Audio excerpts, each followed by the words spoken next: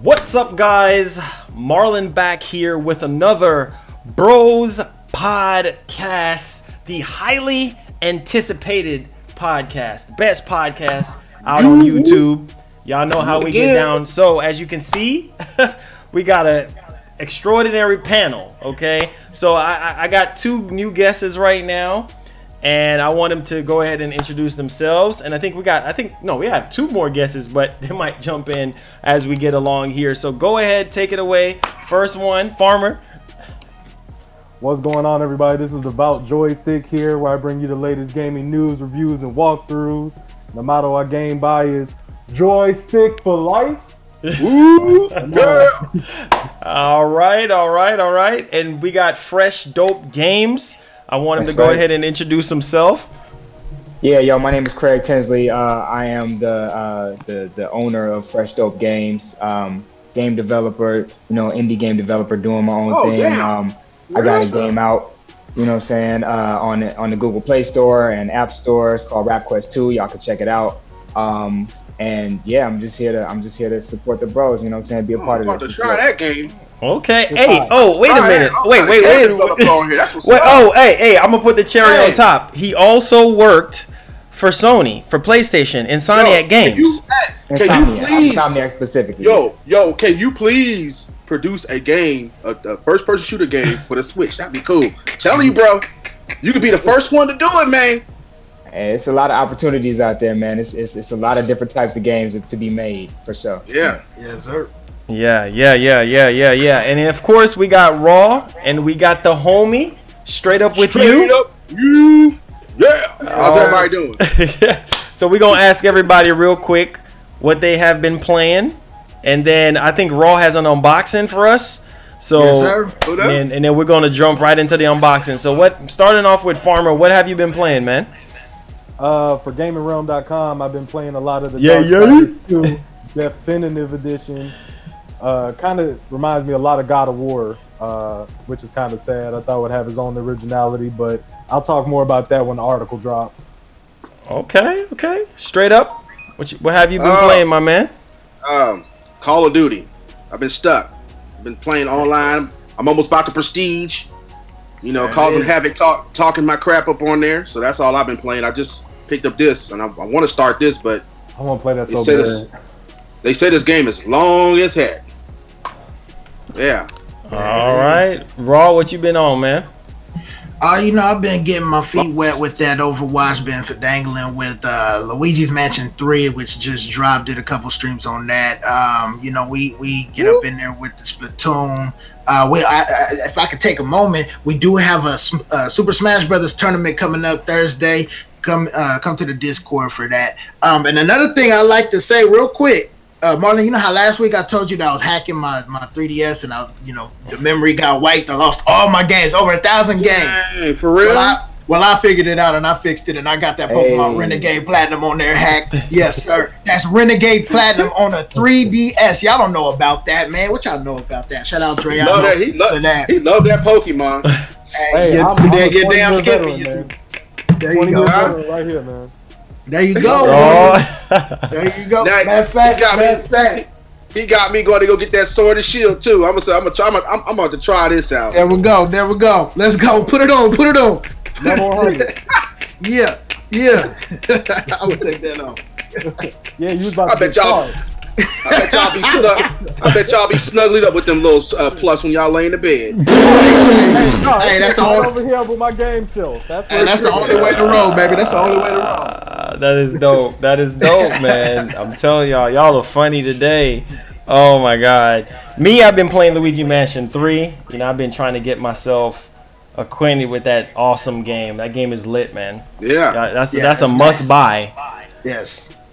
Yeah, that's a must buy, and I just love the marketing behind it. How Nintendo actually made it to where it's like on Halloween. That was smart. Yeah. The marketing, it was dope because I was able to dress up and do the stream, and it was legit, man. How they marketed that. Yeah, most definitely. It was just one of those situations where I'm like, okay, Nintendo, what are you gonna give us that is groundbreaking? I think Luigi Mansion it's I don't know, at first when I first played it, the cutscenes I don't know, it was kind of cheesy because, you know, I got to get used to Luigi not talking and Mario. It's like their mouths are moving and nothing is happening. I'm like, oh God, I forgot. The intro was long. They're man. saying, Yeah. They're saying that's the best produced game on the Switch now. You know, with the premium graphics and everything. Yeah. Because the reviewers were saying none of the other games are produced like that, and I'm like, okay, so the Switch do got some potential then. Yes, most definitely. Yeah, but they said like every level has a different theme. Like a different theme? Yeah. Each level, all the levels have a different theme. Like there'll be like a level with like a music theme, maybe a cartoon theme. It's set up sort of like, you know, Kingdom Hearts, because you know Kingdom Hearts has a different theme and, you know, different worlds. Yeah. So Gotcha. Raw, you say you got something for us, man. What is it, man? Yeah, the homie UNSC Spartan sent me this package all the way from Sparks, Nevada. Let me pull up real quick. Where mine at? Where everybody else's package at? No, I'm playing. Here we go. Here we go. All right, so this comes from KD Empire all the way out there in Sparks, Nevada, 433 Pyramid Ways. If you're ever in Sparks, go ahead and stop by his store. It's a whole store of just nostalgic wonders, bro. Oh, nice. Okay. See what we got. See what we got in the box. So I don't know man. what we got Open here, it up. Open it up. Open it up, man. Raw style, man. Rip it open. Hey, this is some good tape, boy. You're trying to save the tape. I use the elbow grease. Elbow Some grease. good tape right there. All right, so I see a bag. We're gonna put it. Oh, so this is straight from the store. The bag. Oh, this is that? A Bath and Body Works bag? That's the bag that they put products in there. Now I see some bubble wrap, and if I'm not mistaken, I see a Bulbasaur. Oh God! Oh my God! There's a couple of these up in here, boy. Look at, oh boy. Oh boy! I've been what? Fire. Wow! That's man, I want one. Yo, what? That is lit. That is lit. Hold on. Wow! Because that ain't lit. Wow! Yo! Charmander! Oh my God, that is lit! That is lit! Spartan, man, that's the YouTube subscriber. Oh my God, homie hooked it. You keep pulling stuff out the box, yo. There's another I know, right? right? Dang! There's another one, man. Oh man, I've been wanting the whole collection. Yo, that's what's up, man. You got the whole. Which one you talk want? about? You know, people supported people. That's love, man. That's love. Hey, shout out to homie UNSC Spartan 774. Thank you, bro. That's what's up, Spartan. You. Holding the bro down. That's flyer, man. Wow. That's cool. Hey, man. All right, man. He about to get in the bathtub with a couple of them floating. Hey, my son probably, Daddy, can I take these in the bath? Nah, son, they stay on the gaming table. There we go. I'm gonna find somewhere to put those in the back. I gotta put that background. And to y'all people watching, make sure you guys go also pick up that PDP new Afterglow wire controller. Yes. You know, yes. I've been playing with this. It's pretty cool. As you guys can see, it's glowing. You can actually change the colors. Let me see. Let me show you guys while we on this screen here. Yeah. Press this and it changes colors. Let me see. See? Let's see the colors. See? Oh, that's yeah. Yeah, that's nice. They're all different type of colors. So it changes colors after you push every button, or is it a certain button? Yeah. Well, you gotta hold down. Let me see. This button. There's a button right here. Oh, little button. You press it down, and you use the D-pad right here, and it changes to the colors that you wanted. Musa, we got you, bro. Yeah, like I said, and then you plug your headset in there, and you can like chat. So nice. Does it have Amiibo support on the? Nah, it don't have Amiibo support with the PDP because people have been asking about it, and it really doesn't have it. And also, they just announced a wireless one coming out this month, but the only downfall about it is they didn't add a jack for the headphones. It's just got the just the connection for the wireless. I say, man, why are they going backwards like that? I don't understand that. Yeah. I know, that's kind of weird. Yeah. Yeah, that's crazy. Joycey says that reminds me of those see-through phones back in the 90s. Yeah.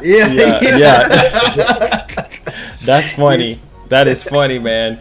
All right. Yeah. Man, we got a banging podcast for everybody today. We still waiting on 2 more people, but we're gonna keep it going. Now, Death Stranding. Stranding. What in?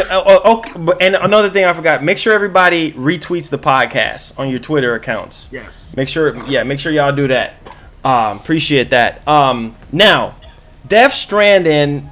Oh my God, this game is one of the most overhyped games for the past 3 years, y'all. For the past 3 years. I mean, it's one of those mind-riddled games. Like, have your mind on, like, swerve. Like, it's just like you're drunk and you're just like, you're just in this drunken mode. And you're just trying to make sense out of what you just saw. And it's like, I don't understand what's going on, but these reviews, man, it's been getting mixed reviews. Some websites have been giving it like 10 out of 10, but it's rare. It's like a rare 10 out of 10, but they're just praising Kojima. It's more of on the fanboys side of thing. I mean, it got an 84 on Metacritic, right? And this is not Game of the Year material. This is not Game of the Year material at an 84. That's really low for a PlayStation quote-unquote exclusive, but it's not an exclusive because it's coming to PC, but still. This is not contender for Game of the Year at an 84 Metacritic. And if you look at some of the... Look, this one website gave it a 35, dog. A 35 on Metacritic. That is bad. That is bad. It says Death Stranding is a irredeemable piece of garbage that should serve as a warning to publishers who gave developers a bland piece of garbage. Wow. I mean, people call it a UPS simulator. People calling it like this boring walking simulator. Like, when I look at the game, like, I'm not the one to cast any stones or anything like that before I actually try it out. But just looking at the gameplay myself, I'm just like, this is boring. And granted, Death Stranding is not for everyone. But I want to give everybody a chance to have something to say on it. So I'm going to have Fresh Dope Games. What's your thoughts on Death Stranding? Getting me all these mixed reviews, run in the mud from the media and everything. What's your thoughts? Are you hype? You going to pick it up? You going to pass? How you feel, man? You know, I think it's one of those things that, you know, this is where the conversation on, you know, our video games art. That's where that conversation really kind of circles around, because when you think about it, at the end of the day, you know, just because there's a fun factor and just because, you know, there's, you know, the interactivity of it doesn't mean that it can also be considered art, right? Every other form of art, generally speaking, is something that, you know, the user, the consumer consumes, you know, and that's the limit of it, is that you don't have any interactivity with that art, a painting, a book, a movie, you know, a song, a play, even. You know what I mean? All these kind of forms of art that we have, they're not that interactive. So when you talk about video games, you know, all art isn't going to be concrete. There's a lot of abstraction. There's a lot of, you know, high concepts and stuff like that. And in some cases, you know, you got somebody like, you know, Hideo Kojima, who is really probably a high-minded artistic person as it pertains to game design. You know, we're talking about game design specifically, right? So then you take a design, and I think I read an article that said, you know, some of the developers, you know, weren't necessarily sure how they were going to make certain aspects of the game fit together when they were building it. It was more of a high concept that they had to, you know, try to retrofit into a game. And it's like, you know, with this, I think this is something that it may not have the value for gameplay that would earn it something like a Game of the Year, but maybe looking back on it, you know what I'm saying, it might be one of those things where we go back and we say, yo, this was a piece of art, man. This was something that really made us think about the human condition. It really made us think about, you know, our place in the universe and all this other kind of stuff. So and also it kind of plays with this idea of like metaphysics, where it's talking about different dimensions and different levels of existence and stuff like that, which a lot of people don't play video games to kind of question those things per se. Those two things don't always overlap that well. So when you have these, you know, this high art concept, and then you have, you know, this this kind of metaphysical aspect to it, and then you put it into gameplay and you mix all those things together. It's like, you know, you might be creating almost a new genre, or you might be creating a new experience that people can have in video games that they didn't think they could have before. So for me, I think it'll be interesting to watch. I don't know if I'm necessarily going to buy it right away, just because, to answer, you know, on what you guys were asking earlier about, you know, what kind of games you guys playing right now. Like me, I don't mean to self-promote and plug, but I just been working on my game, honestly. I haven't really had a chance to like sit in front of my PS4 or my Xbox One and like really, you know, go off playing a game. I think the last game that I really completed was Breath of the Wild, and I was late to the game on that. So I actually completed it like maybe 3-4 months ago. You know, I played through it this year. I didn't actually buy it until like maybe April or May of this year. So for me, kind of taking it to the point where I was like, yo, I'm gonna try this game out, play it. I played it, I had the great experience, and then I said, you know what, I got to get back to working on my stuff. So I haven't really been playing games, and a lot also games have been kind of like letting me down lately. I think it's this thing about, you know, people hyping games up, or games being hyped up by the media or the press or what have you, and then the game comes out like this game. It's been hyped for so long that I think people's hype, their imagination starts to take over, and they start to think about what the game could be or what they think it might be, and then they end up, you know, letting that hype get out of hand, and then when it comes out, like, no, that wasn't what it was in the first place. Like, this is what it was, you know what I'm saying? And it's like, oh, okay. So I think that's you know, it'll be good to see what people say about it once they get a chance to play it and really absorb it, because you might need to go back and sit on that for a minute after you play it when it's over and think about, like, yo, what was this about? You know what I'm saying? Go back and play it again, maybe, I don't know. And you know, maybe I'll get it later and play it once I have some time. But mainly, I've just been focusing on working on my own stuff. I feel that. Farmer? Yeah, I was kind of vibing off of what Craig said. He said Phil gotta go. Yeah, I kind of wrote a little bit about it in the article. I was like, gone are the days where we only had a source of media through like Tips and Tricks magazines and Game Informer magazines and the commercials and stuff.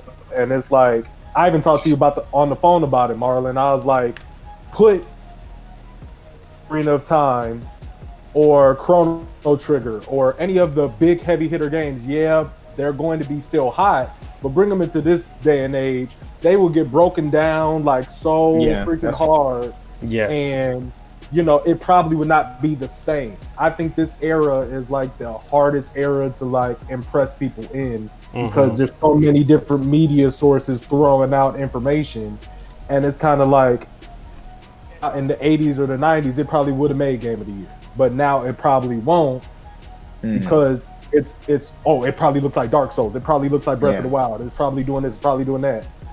I don't even know what this game is about. And I think that, you know, all these sources, like, okay, it needs to still have some type of subjectiveness to it. Like, get it in your hands, because you're listening from a reviewer standpoint of IGN or Kotaku or something. That's one person making that article. Yeah. And they might not like it, but they're going to speak for the rest of the group of that particular journalist page and say it's a 6.8. It's a 6.8 to that article. That one person. Yeah, that one person. So people we were talking about that last podcast. Yeah, people saying IGN gave it a 6.8 out of 10. No, Joseph so-and-so gave it a 6.8 out of 10. He just so happened to be working with IGN. Yeah. So, like, they did that to the Order 1886. They did that to Days Gone, but Days Gone actually was hot. And I'm not just saying that because I actually rubbed shoulders with Sony Ben, but it was like, you know, give it a chance. Get it in your hands. I'm sure GameStop going to do that 48-hour return policy just as a disclaimer.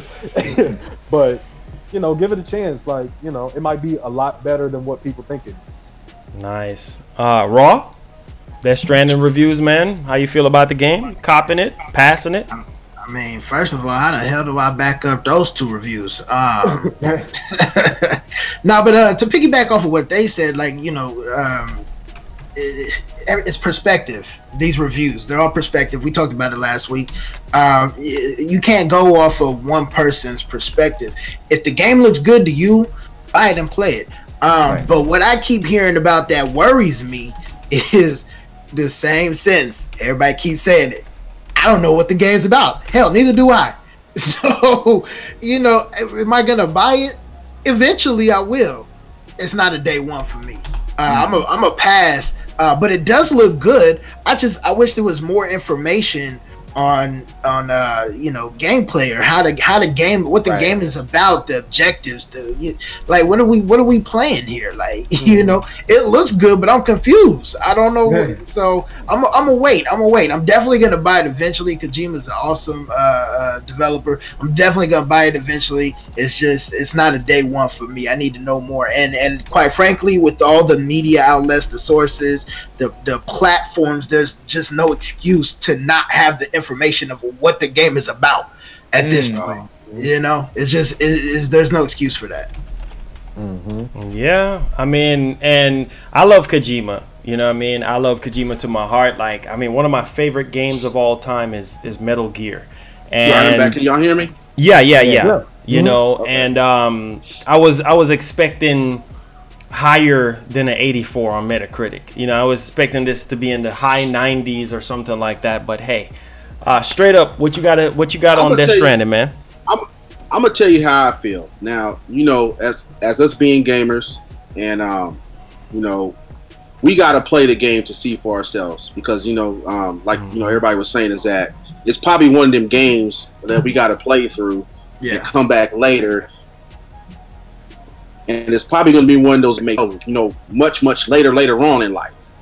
But the only thing that I have another thing too about these video games is that what may stagnate this game is that putting a celebrity like into the games. You know what I'm saying? Because we already know that if these you know, we already know that when movies are made into like the game, like they put like a character or anything, it doesn't sell, it doesn't hold well.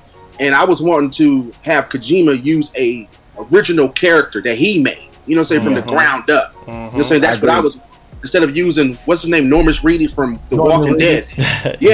That's gonna stagnate the game, I think. It's gonna like leave an ill taste out the mouth. But what I'm gonna say is that, you know, we already know that Kojima was going through the trouble with Konami, so I'm thinking maybe he probably came in to make this game, you know, probably really quick to get himself established out there, because like I said, you know, making things like a video game is like more like an art, you know, just like, you know, doing music, it's more like an art in a person's mind. But you know, like I'm saying, is, you know, I'm hoping it's gonna basically, you know, do something for us when it come out, because I still don't know what it's, you know, the game is about unless I played it. That's the one sentence. Everybody says it. But and another thing is too is I don't understand is that why didn't he produce a game similar to like Metal Gear, but in his style? You know what I'm saying? Instead of calling it a Metal Gear, something, you know, similar like that. Maybe like a new Snake or something like that, like a brother cousin, and just went with that. I think that'd be hard though, because that takes like a resources. Spin-off? You gotta have the Konami resources to pull off something that looks like that, that has that technical, you know, capability to do what it does, because that's a lot of work that they've been putting into that franchise. And it, you know, if you do anything less than, let's say, maybe what came out 5 years ago from Konami, you know what I'm saying, anything less than that is going to be seen as a failure, because that's where the taste level is right now, you know what I'm saying? So but you got a point though. It's like, you know, there's a reason that we follow him. There's a reason that we love him, and he needs to play into that aesthetic, or he needs to be able to play into that, kind of tap into that space that he creates from. And then gave us those games. And then I'm hoping is that, I mean, you guys ever get the feeling like sometimes these game developers or artists just put out anything and just stamp their name on it? I'm hoping it's not that type of, you know, game. Well, also how you said you wish he had made something more similar to Metal Gear. I think that might have hurt him though. You know, maybe in spirit something similar to Metal Gear, but if it's too identical, that'll hurt him in the long run. That's not. I don't think there's longevity in recreating rinse and repeat type stuff. I will say like from just going through, because I'm going to Full Sail University for game design right now, and You know, hopefully, I hope to land at like Naughty Dog or Sucker Punch. Those are my two areas. Like, Yeah, keep Or on, your keep own on trying, studio. man. Or yeah, your or own my studio. own studio. Yeah. At the end of the day, Because yeah. you never know, you may be sleeping one day and wake up and get that call from them. Yeah, Yeah. because see, the thing is like after my classes of like programming and game design 1, like I'm headway into programming 1. I will never like I didn't really do it in the beginning, but I will never bash a game developer's like thought process as hard because of the sheer amount of work that they have to do to put Yeah. into these games. And it's Right. kind of like, okay, it's kind of like that one little statement, you come up with something that's better. And it's kind of like, okay, you know, looking at these games, I'm Now- saying, geez, this is nuts. You know? So do you guys think that the companies make the game developers look bad by the marketing? Well, marketing is everything. I think it's the reviewers too. Like the reviewers, if somebody is falling behind a reviewer's word as Bible, then they're gonna be like, Metacritic gave it a 78. I'm not buying this. Wii U. We use here. What up? I feel you though. Reviewers can play a part of it, but I think the marketing is what really goes behind the aesthetics of a game and developing company. I mean, hell, look at the Wii U. Speaking of the devil, the Wii U had horrible marketing, but it was a great system. It's just, the marketing is everything, in my opinion. Yeah. Yeah. I mean, I would What say, you got to say? I think the Oh, he got a lot to corporations, say. corporations, part of it is trying to, go with what works, right? Stick to a model, because at the end of the day, it's a lot of experimentation, that goes into game development, because you don't know what's going to hit.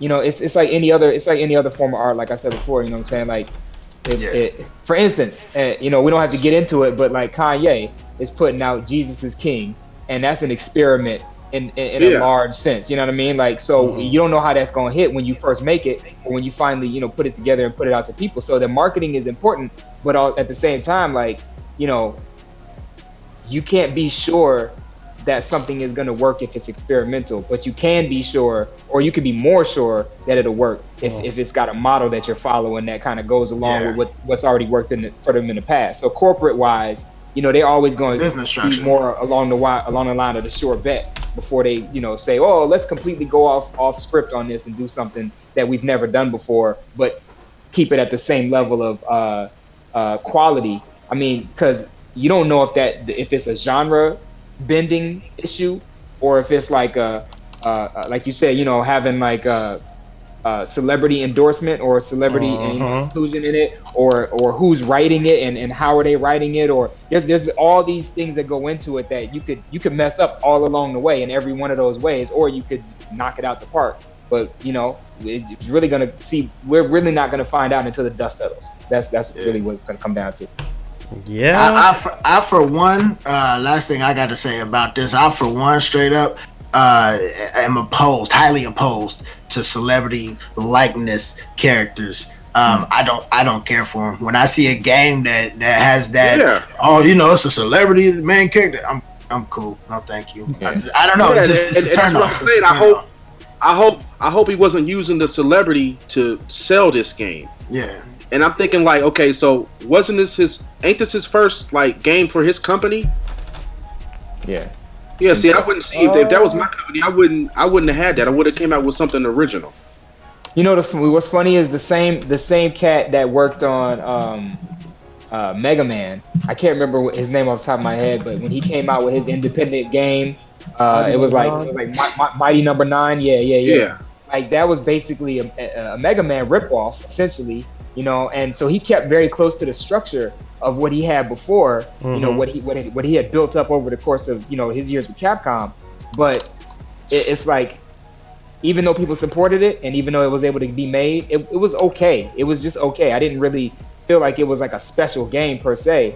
But that's what happens when you stick to the script. So it's kind of like, You could go one way with it, or you could go the other way. I mean, I think it's good that he actually tried not to stick to the script, and we might get something out of that lasts longer for a different reason. Maybe not for the same reasons that Metal Gear, for instance, lasts, but maybe for different reasons entirely. Maybe it's just a conversation that happens around. Now, didn't the original creator didn't he work on Mega Man 11? Did he come back from Mega Man 11? I don't remember. Yeah, I don't know. I don't even remember. What if that this statement from Hideo Kojima, that 50% spiel, like it gets fun 50%? Oh god, bro, the three main. Go ahead. No, but look. What if they are purposely, like, marketing, right? What if they are purposely putting out the first half of the game in trailers, and it's just going to be bananas after the halfway mark? That will be nuts. Yeah, I mean the key things, the key words that was put out there about this whole game is boring, not fun, repetitive. But I wonder if they finished the whole game though. I'm sure they kind of did something similar with Breath of the Wild. The Breath of the Wild trailers were all Great Plateau. And then you get into the game and you jump off Great Plateau and you're like, wait, whoa, hold on. There's more? All right, cool. There's so much more. Oh my gosh. So, I mean, you never know. Trailers can be deceiving. Can y'all hear me? Oh, they can't? Yeah. We can hear you. What up, will you? It took me like that long to figure this out. Oh man. Yeah. Billy. Can you hear me? Yeah, I can hear you. You might sound a little bit close to your mouth, but yeah, we can hear you. Oh, my bad. Whoa there. Oh man, what's up, man? Hey guys, this is another new addition to the bros. My boy Billy, Dark Cool Moon. The Cool Moon. The Cool Moon. Yeah. Dark Cool Moon.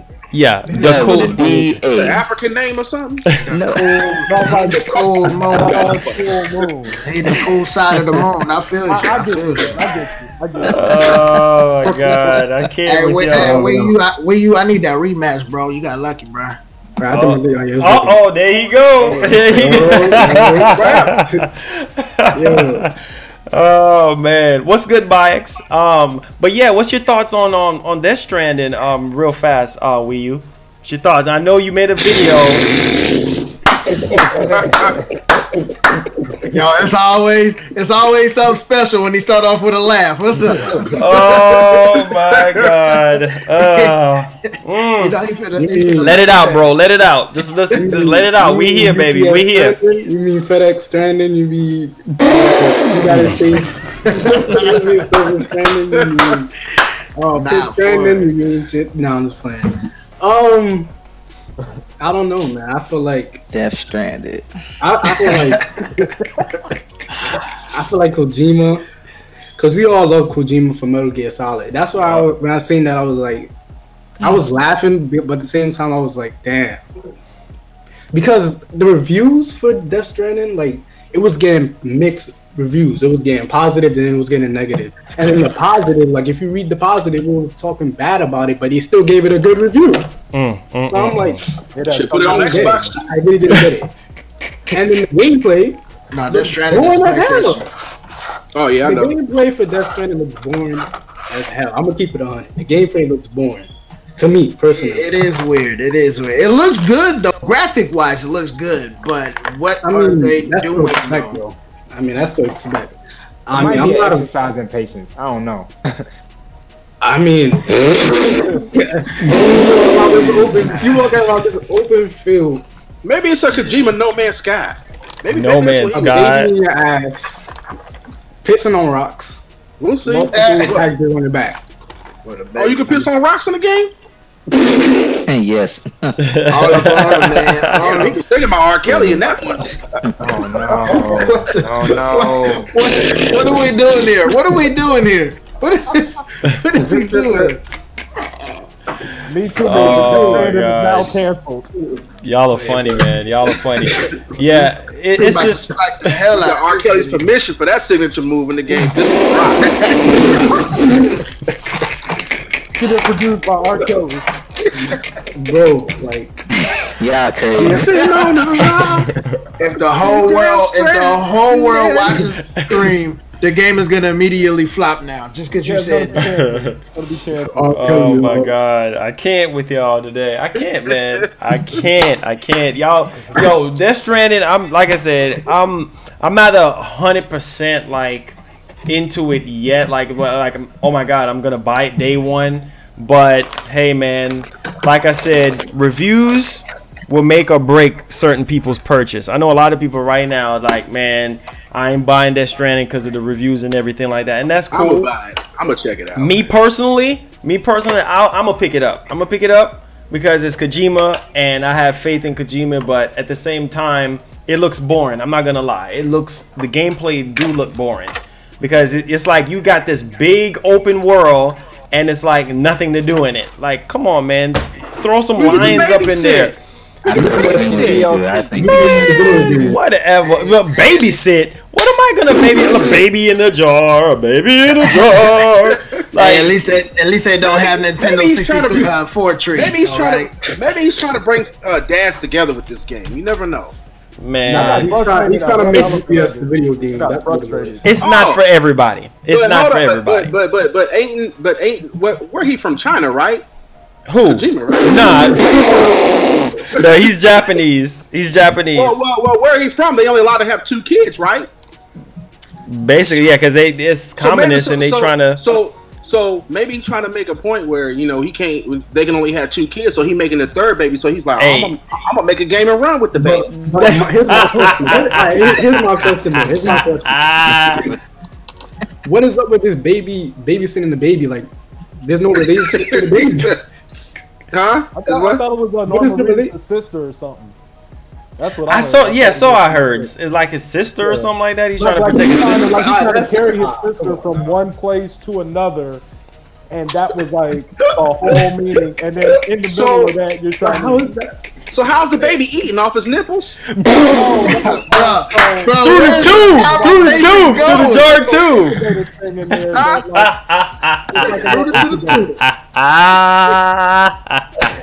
It's like a little incubator, man. Oh, nah. He nipple feeding. He nipple feeding the baby. What is his name? Geoff Kettler? He's giving him milk. Hey, he doing something. Billy, what you got on that Stranded, man? Stranded, I don't think it's really gonna be all that. The hype is for nothing. It was the same way how they did Ghost Recon when that came out. And when we played it, it was like literally not what everybody thought it was. Yeah, man. I think Stranded is gonna be the same thing. Too much hype. Too much hype, man. It's like second coming of Christ. It's like a lot of hype, you know? Yeah, that goes stranded. You're really gonna be stranded for real. Yeah, we definitely gonna be stranded. All right. Yeah, in the room, like what the fuck?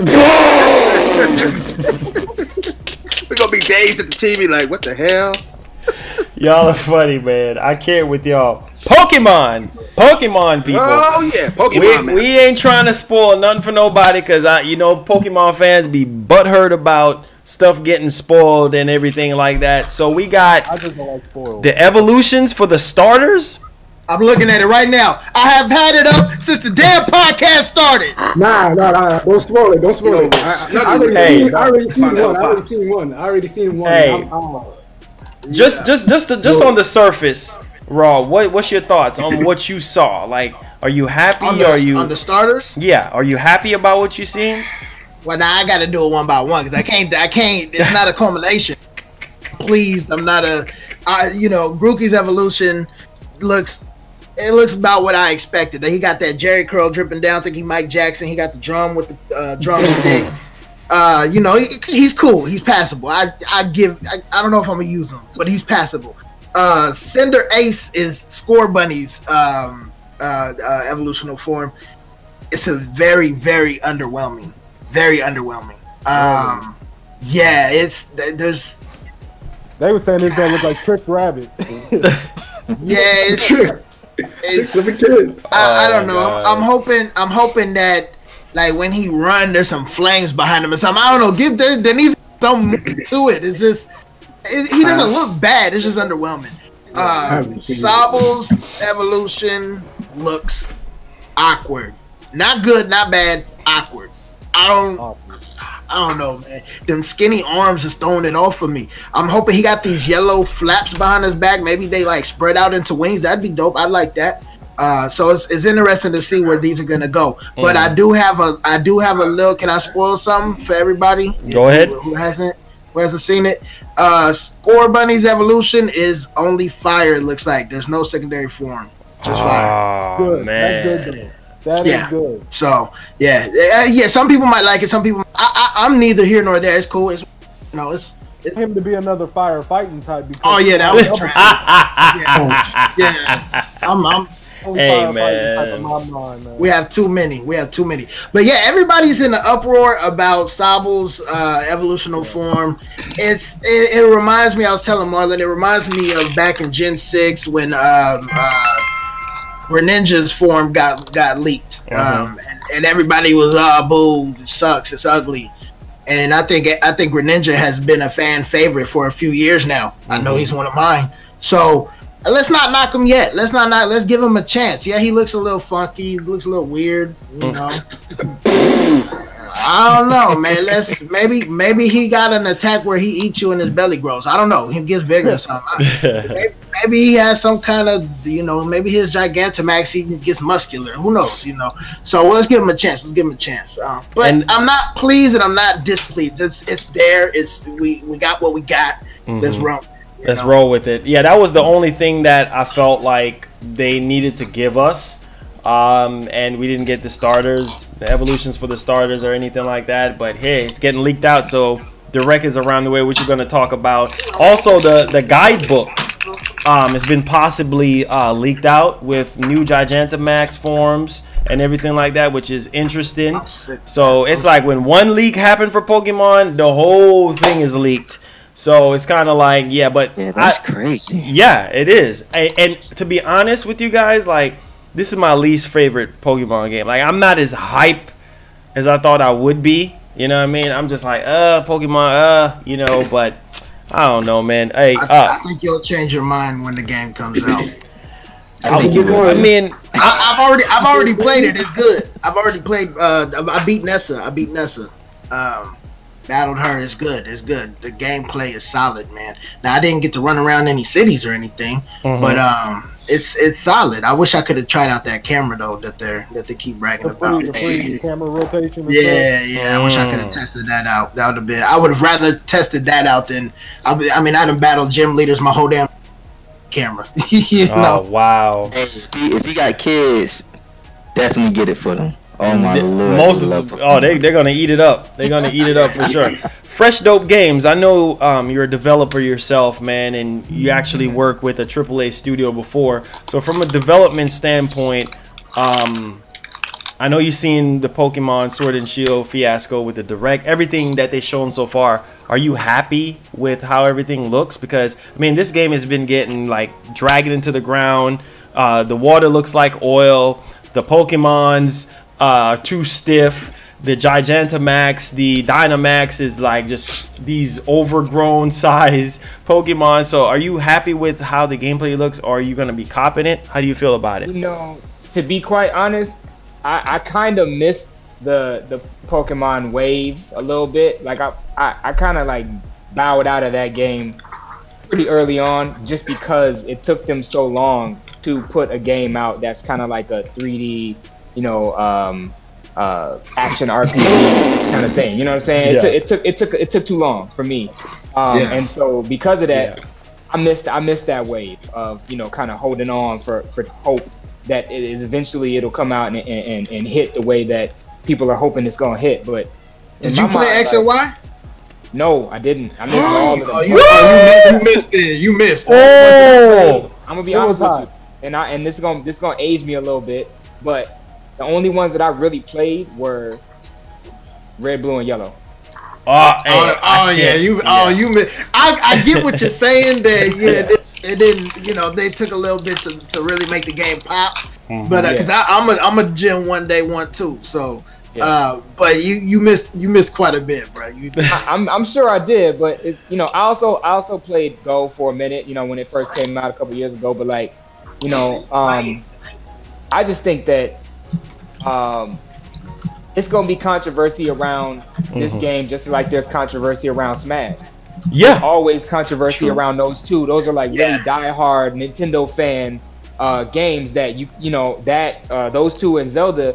You either go all the way wrong, or you just get past the threshold of getting right. You know what I'm saying? Yeah. And so I feel like the bar is always going to be set super high because people grew up with these types of games in their imaginations when they first got exposed to these games on like Game Boy and what have you. So I feel like there's gonna be people who don't like it. True. But they're probably gonna play it anyway just because that's all they got. And they ain't gonna get any alternatives. There are no, like Monster Hunter is probably the closest I guess you'll come to anything where you kind of run around the world and you fight, or you fight monsters and then you use monsters to fight monsters. You know what I'm saying? Like, I was kind of the same way with Sun and Moon. Yeah, exactly. So I mean, you're gonna roll with it, and begrudgingly, but I think there's gonna come a point when, there's probably gonna be charm in it that anybody that doesn't immediately love the game is gonna be able to get out of it. And I mean, you just have to have patience if you're one of those types of people that there's gonna be something in it that's worth your time, even if it's just a continuation of the story or of the world, of the universe, you know what I'm saying? Or if it's like being able to kind of fulfill your hopes and dreams of being able to play games like this in this time, because it's very easy for Nintendo to have not put something like this out. It's very easy for Nintendo to have not given us anything, because in the past they've just not given us stuff. Yeah. And we complain and they're like, so we're gonna put it out when we put it out, you know what I'm saying? If we ever do. And so now they're starting to get back and listen to people and trying to answer, the calls of what we want. So I think as long as people keep active and vocal about what they do want in the game, Nintendo is listening. It's just whether or not they can implement what we want the way that we gonna want it. You know what I'm saying? Because like they have to build those things, and it's got to fit into the way that they want to make the game. So it's just really, it comes down to tweaking at the end of the day. Tweaking the min max of all the different characters and their abilities. It comes down to making sure that the game plays smoothly. There's not no crazy load times. There's not no crazy skips in between. Everything has to be smooth. And then once they get the UI smooth and they get the gameplay smooth, then they can always go back. That's the good thing about games these days, is they can go back and tweak and update it. Put a little bit of an update out. Can I ask you a question, since you're a game developer? Like, if they come up with like a sequel of a game, do they call the same developers back to work on the game from them working on the first one? That's a business decision that really comes down to, are they going to keep the same team members signed up for future releases? But sometimes, as a developer of any category within a game company, you're going to have either people who are loyal to that company and want to see the vision of that company through, or you're going to have people who just want to advance their own careers. So even if somebody puts out a good game, they might be like, all right, it's time for me to now go to Naughty Dog, or now it's time for me to go to, EA, because I have to hit those points in my career as far as I'm concerned. Yeah, that's how some people feel. But what I don't like, though, is like what I've been reading is like these game companies will hire developers, and it's like when their game is complete, it's like they just let all the developers go. Why don't they just keep them? I mean, is that how it works? Because it seems like it's a temporary job for the developers. I mean, for the company to hire. Yeah. You know what I'm saying? It's probably cheaper for them to do it that way. Mm-hmm. Well, because if you keep people on, the longer you keep them on, the more you end up having to pay them, because of the cost of living increase. That you kind of have to give your employees, because when you hire them and you can't have them for 5-10 years working on stuff and keep paying them the same thing that you came in at. People have to either advance in the company, which at a lot of smaller companies that are less than, like, let's say 500 people, you're not gonna have that much upward mobility because the people at the top ain't going nowhere.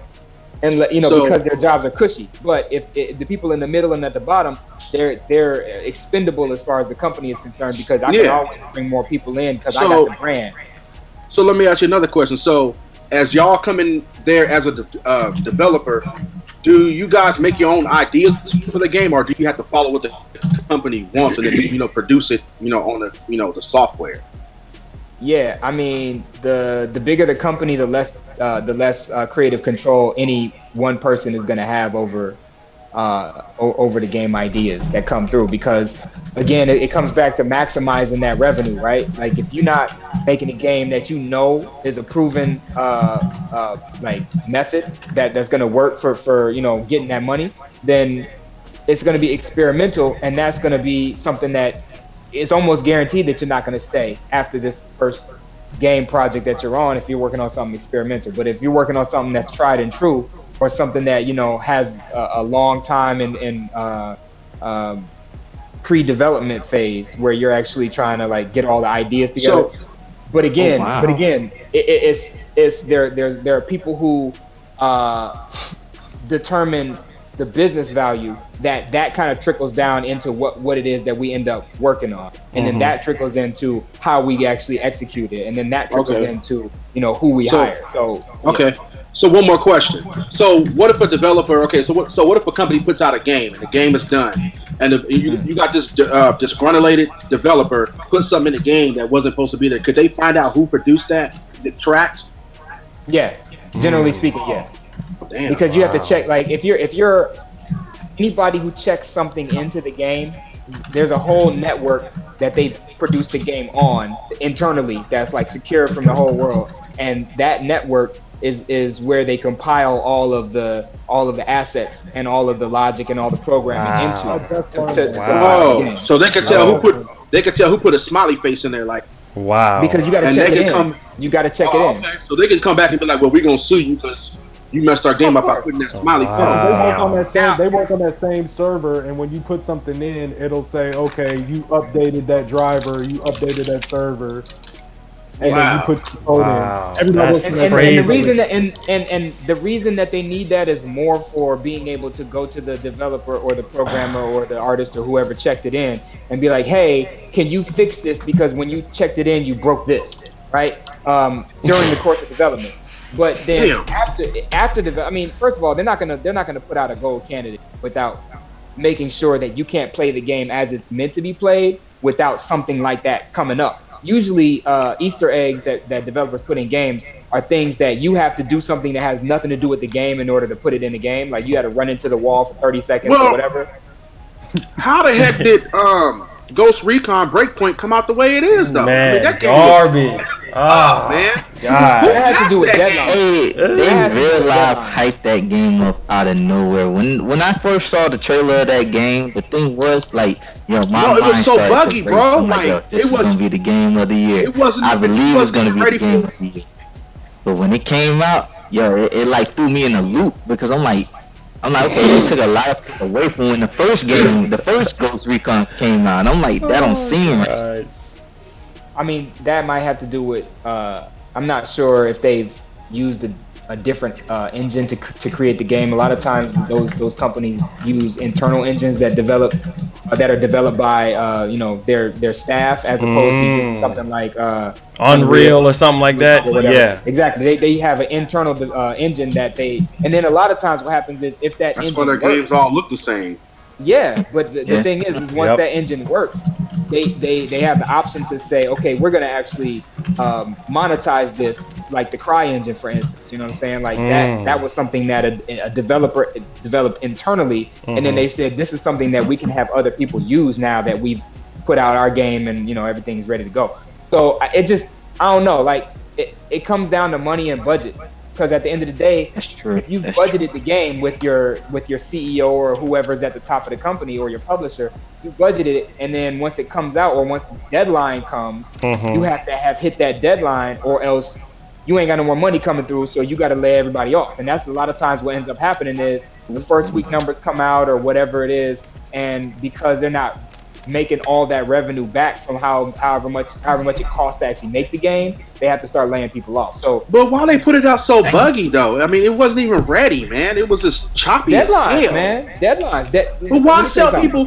Why sell people that game and then take their hard-earned money, man? It's like, come on, man. Let me tell you why. It has to do with the way that I guess companies are financed, right? Companies that have board members, you know, super corporate studios, they have people who are more interested in money than they are in video games. People at the top, and that's why the games are coming out stupid, man. I'm telling you, man. When you corporatize something, you're taking the spirit out of it.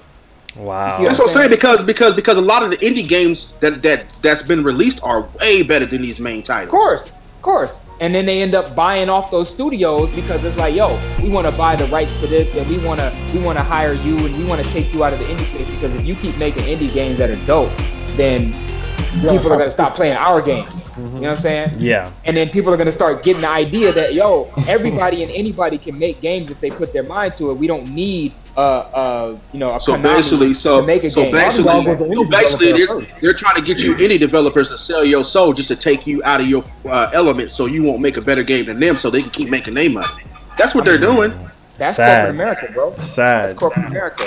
Yeah, that's the world. That's the global economy. You know what I'm saying? Every company that is super successful has that corporate kind of think on it. You know what I'm saying? And so my question is, hold on. My question is, so like, go ahead, will you? Like, if you go ahead and put a whole lot of money in, would that make a difference out of the game? What do you mean? Like budget wise? You talking about budget wise, Billy? Like budget wise, like put a whole lot of money in it to make it even more better. Would that make any difference of the game? It depends on the team, but generally speaking, yeah. It just depends on the team. Like some teams, they'll eat that money up and they'll be like, yo, I'm gonna get fat off of this money. I'm gonna just keep on working the same way I've been working. Or some people will get inspired and like, yo, I just got $20,000 more for my salary, and now I'm living good. I can provide for my family and whatnot. Now I'm gonna go hard on making this game and do the best I can with my team. You know what I'm saying? But everybody's not like that. Some people just want to get paid. That's true. That's true. Less passion, you know what I mean? The passion is not there. That's why a lot of games come out the way they do, man, because it's like really, like I'm not feeling this sense of love here, love and tender care, because like Ghost Recon, I'm like, what is this? Like, what is this? You know what I mean? Like, this game is broken, and Ubisoft said the same thing too about like EA, NBA EA, Live. Lord, yeah, that game. Garbage. Same thing, the same thing. You know, when games get released and everybody agrees that they're broken, it's really just because they ran out of time and they had to put it out because they were under contract. You had to put the game out. So mad being on that cover that one year, he was just like this, like. Right. EA in general, just go ahead, Wii U. Wii U? Oh wait, I guess his mic kind of went out. No, I hear you. Wii U? EA, like what the hell are they doing? Man, EA is a sad excuse for a joke. You hear me? Let me tell you something right now about EA, man. They better bring back Fight Night. Bruh, they've been around for so long. NBA Street. Yeah, they've been around for so long, and they've been nickel and diamond. They've been nickel and diamond Switch owners talking about, oh, it's our fault why they can't put out quality games on the Switch. Like, you stripping down the game. You removing modes and everything like that. You mean to tell me? Yeah, you mean to tell me if you remove this mode and this mode, it can't run on Switch? Any game can run on any console. I can put Death Stranding on PS3 right now. It might not look as polished and crisp and everything else, but don't fool yourself. I will say this though, as from a developer standpoint, when you port something from one console to another, it's not always going to be a one-to-one port, because the logic that you put in the game has a lot to do with the engine that's running the game from a hardware standpoint. So like, for instance, y'all may have heard that like for the PS3, they had these cell processors, and there were like 8 of them in the PS3. But the way that it was structured, a lot of developers said that it was really hard to develop for because of the way it's structured, because it doesn't translate to something like an Xbox. It doesn't translate to so you end up having, the hardware of the console ends up determining how you can build it, because you have to think about file systems and all that kind of stuff that go into like developing an actual game. So it might not be that easy. Can't get no good games. I don't. It's sad. I mean, it's sad. It's a sad world we live in, man, because it's like most of these games could be a whole lot better, but it's like, look at Assassin's Creed, man. When the original Assassin's Creed came out, amazing game, right? Then after 3, I think they should have stopped. After that, it was a repetitive mess. It was like you go around Revelations, whatever that Revolution. Yeah, Revelations. Yeah, they start coming out with all these different Assassin's Creed. I'm like, bro, you're doing the same thing. You're jumping from building to building. You eavesdropping. You're doing this pickpocketing. You're doing the same joint over and over again. I'm surprised they ain't remade. Assassin's Creed 1. Man, what's the point though? Go ahead. So we know that, as black gamers, we kind of have this, for those of you watching that are not in black culture, okay, we like things to be fresh, right? Hence why I named my studio Fresh Dope Games, right? Fresh is important. If you are making something and it ends up being stale, people don't want to keep copying it. Now, there will be people that keep eating the same thing up for years and years and years because people are used to kind of assembly line, day-to-day mundanity.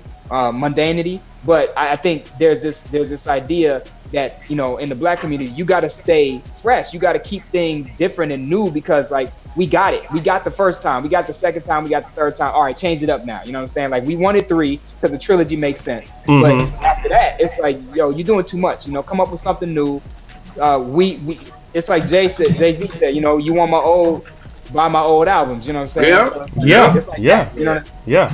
Word up. We just need these developers to make new things, because we get sick of it after a while, and everybody else would enjoy what we enjoy because we don't. You know what I'm saying? So right. And the other side of the coin for what Craig was talking about, it's like you got these people that are going to get laid off after they make a project or something like that because the money ran up and stuff like that. But the other side of the coin is people is preemptive to think about, oh, I may be on the shopping block, or our jobs may be expendable. They're looking far ahead. So back to Pokemon Sword and Shield, there's speculation that Game Freak thinks that their time may be limited in the Pokemon company. Oh, and there was a couple of people talking about that. But check this out. There may be some truth to that, because they split their development team in half and had one team work on Pokemon Sword and Shield and the other half work on Town. Town was horrible. I'm sorry. I think the younger development team working on Town. It wasn't the main core of the team. Yeah, I mean, go ahead. The thing is that could have been the case. That could have been fine if they would have just not said anything about it. But when they got on that Pokemon Direct and they had these excuses for why their game is going to look the way it is and why they're removing certain things and stuff like that, and the like to dislike ratio for it, it was like they should have waited to talk about that type of stuff, because they said we're removing all of these Pokemon, all of this content, because we want to create higher fidelity animations. We want to do this. We want to do that. Yes. But yet they said, but the animations right there. Yeah. This work. So then you put up Dragon Quest 11. That's made by Square Enix. That had no problem. Running on the Switch. So one of my articles, I said they could have looked at CyberConnect 2 to help out. They could have looked at some other company to help out. I think that would have been dope to have CyberConnect 2 help out. Money down. Yeah. Also, you got to remember too, and I'm not by any means trying to justify their situation with Sword and Shield graphic wise, but if you take a look back in history with X and Y, it was, at the moment, it was pretty good graphics. It was dope graphics. But then you look at Ultra Sun and Ultra Moon, and you compare them side by side, and you're like, damn, it's just a major step up. So if we take this game, and I'm not saying I'm okay with the slack that has been displayed, but I'm being hopeful for the future games of Pokemon, if there are any.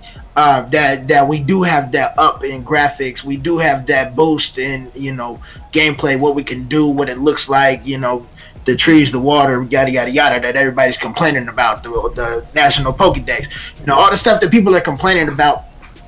I'm not trying to justify Sword and Shield by any means. No, that it should be top tier. They should have did more to it. But let's be hopeful for what we got coming in the future, though. Most definitely, because I think we are gonna get something better. If not the next game, the game after that is gonna be like mind blown what we expected a Pokemon home console game to be. And you think, for me personally, I was looking. Me personally, though, I was really kind of looking into it from a revolutionary standpoint, like from an evolved standpoint. Like I really wanted them to really like evolve Pokemon in a different kind of way, gameplay wise, just everything, just the way how you will catch a Pokemon, the way how you will battle, just everything. And don't get me wrong, Sword and Shield looks really, really good. The different regions and all the rumors, the different Pokemons, everything. But I just feel like people just put way too much hype into these games, man, before they get their hands on it. When you get your hands on it, you just like Death Stranding, right? People are hyping this game up, like, oh my God, Death Stranding. Oh yeah, it's Kojima. It's just like you go into the store, right? And you look at Kraft macaroni and cheese, and you look at the off-brand macaroni and cheese. Yeah, the great value. And you're just like, yo, man, put that great value down, son. I want this Kraft. You know what I mean? And it's like the same thing with the Pokemon company. Same thing with Game Freak. It's just like, bro, like it's gonna be lit, but it's like people just push it to a whole nother level. Well, and I granted, it's the situation that's been bestowed upon us. I promise you, before Pokemon on Switch was even thought of, nobody was really complaining about Pokemon games. We knew what we got, we knew what we were getting, and we played them, we enjoyed them. Nobody complained that, oh, that tree looks ugly, that water, yuck. No, nobody complained about them. I think what happened was where the issue became was everybody had this grand scheme idea of what a Pokemon home console game is or should look like, and that's when people started complaining. Because before that, nobody complained, bro. Nobody complained. I complained about Sun and Moon, but that was after I played the game and found out it was trash. But nobody's complained about a game before the game came out, a Pokemon game. So it's just because it's a home console and people have these fixated ideas of what they want. Again, going back to individual reviews on games, you can't always believe them or trust them. Everybody has their own fixated idea of what they want a Pokemon home console game to be, and that's why you get the complaints about the trees, the grass. What was Baron talking about? He been running the same way for 13. You get all these complaints, the water, the no Pokedex, and all reasonable complaints. But I think people just carry on too much with it because they're disappointed that it's not what they expected a home console game to be. So I got another question. Go ahead. So do you think what Epic is doing for indie by buying their games exclusively to be released on Epic a good thing versus allowing on customers purchase to buy the game? Oh, fresh dope. That's you, baby. I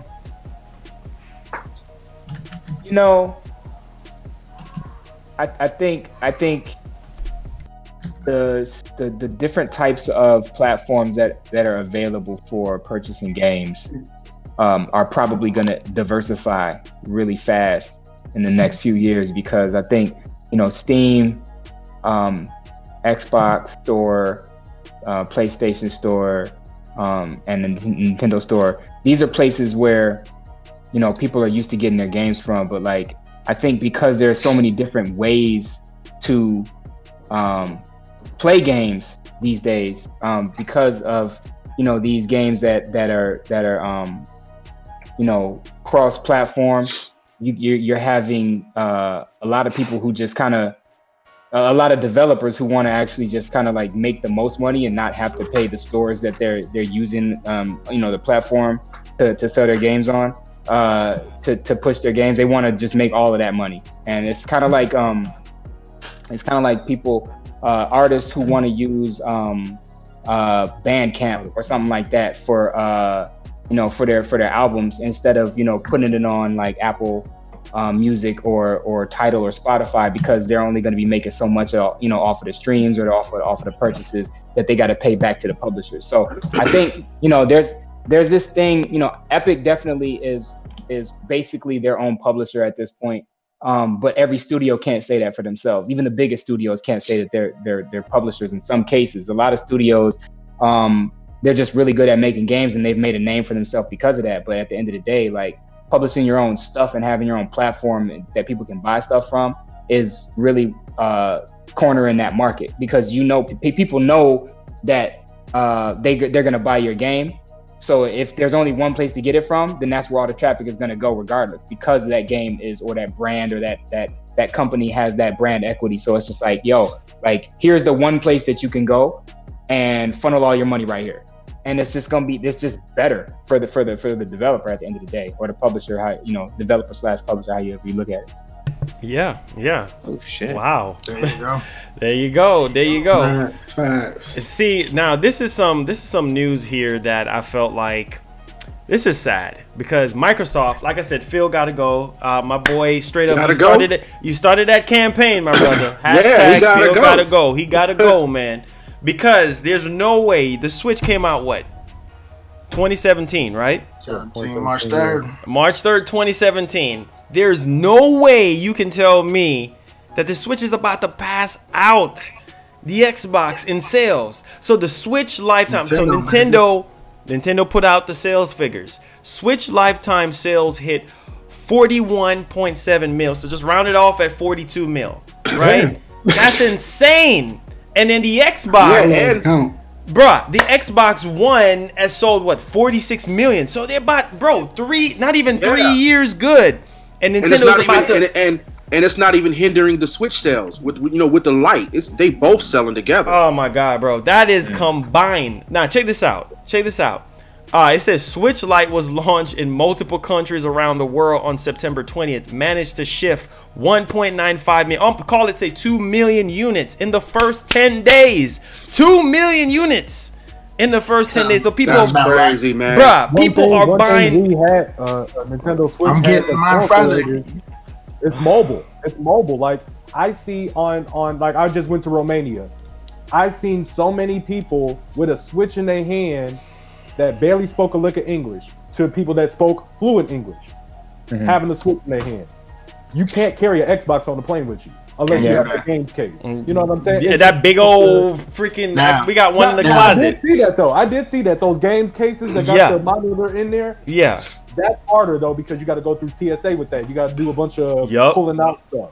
But the Switch, I pull it out of my backpack, boom, it's right there. It's about the size of my phone. Boom. Yeah. Now see, I got bigger problems out here in California. They was about to shut everybody's power off. See, when they shut the power off, I had the Game Boys, I had the Switches, all on chargers, bro. We had the Nintendo. We had all the. Well, I'm telling you, we had all of them. All of them were sitting on charge. Switch gang, let's go. And we were ready. But see, I told my son, he's like, "Daddy, we're gonna power go out." And I said, "Boy, got the yellow gang. Yellow gang, where y'all at? Do that on PlayStation. Yellow gang.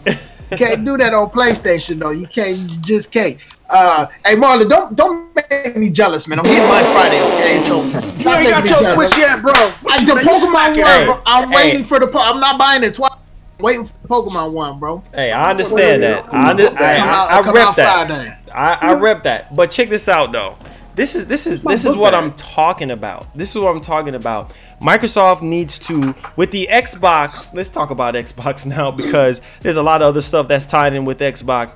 See, the thing is, here's Microsoft now. Okay, they're going into next gen. They're going into next gen blind. Okay, you telling me you got Halo? Oh, okay, Halo. Okay, understand. Yep, it's the staple for Microsoft.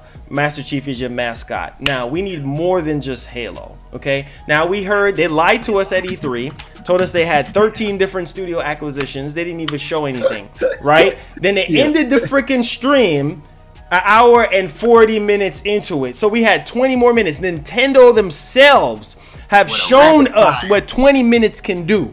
20 minutes can like 50 games. Boom, 50 boom, games in 20 minutes. So no excuse. No excuse.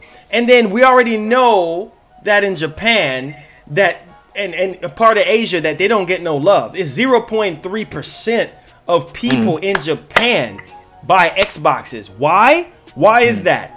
Because lack of freaking games, man. Lack of good first party games. And you know them Asian gamers, man, they love their RPGs. They love RPGs. You see what I'm saying? And Microsoft don't got it. Well, don't give me no Fable crap. Okay, where's Fable at? You know what I mean? Now they have the chance. Yeah, they have the chance to capitalize next generation. They have a chance. If they can, I don't think they're gonna do it, bruh. A new Banjo, bro. Give us a new Banjo game. No, because Nuts and Bolts was trash. No, stop Banjo. Yeah, Give it back to Nintendo. You know what they made the mistake on though, in my opinion, is that they made their Xbox Game Pads and their Xbox, I think Xbox Live too. They're making it mobile and they're making it go to every platform. If they do that, there's literally no reason why I'm gonna get an Xbox next gen. Because if I can get it on my Switch, if I can get it on PlayStation, if I can get it on my smartphone, it's a wrap. Bro, but here's this real quick plug, real quick.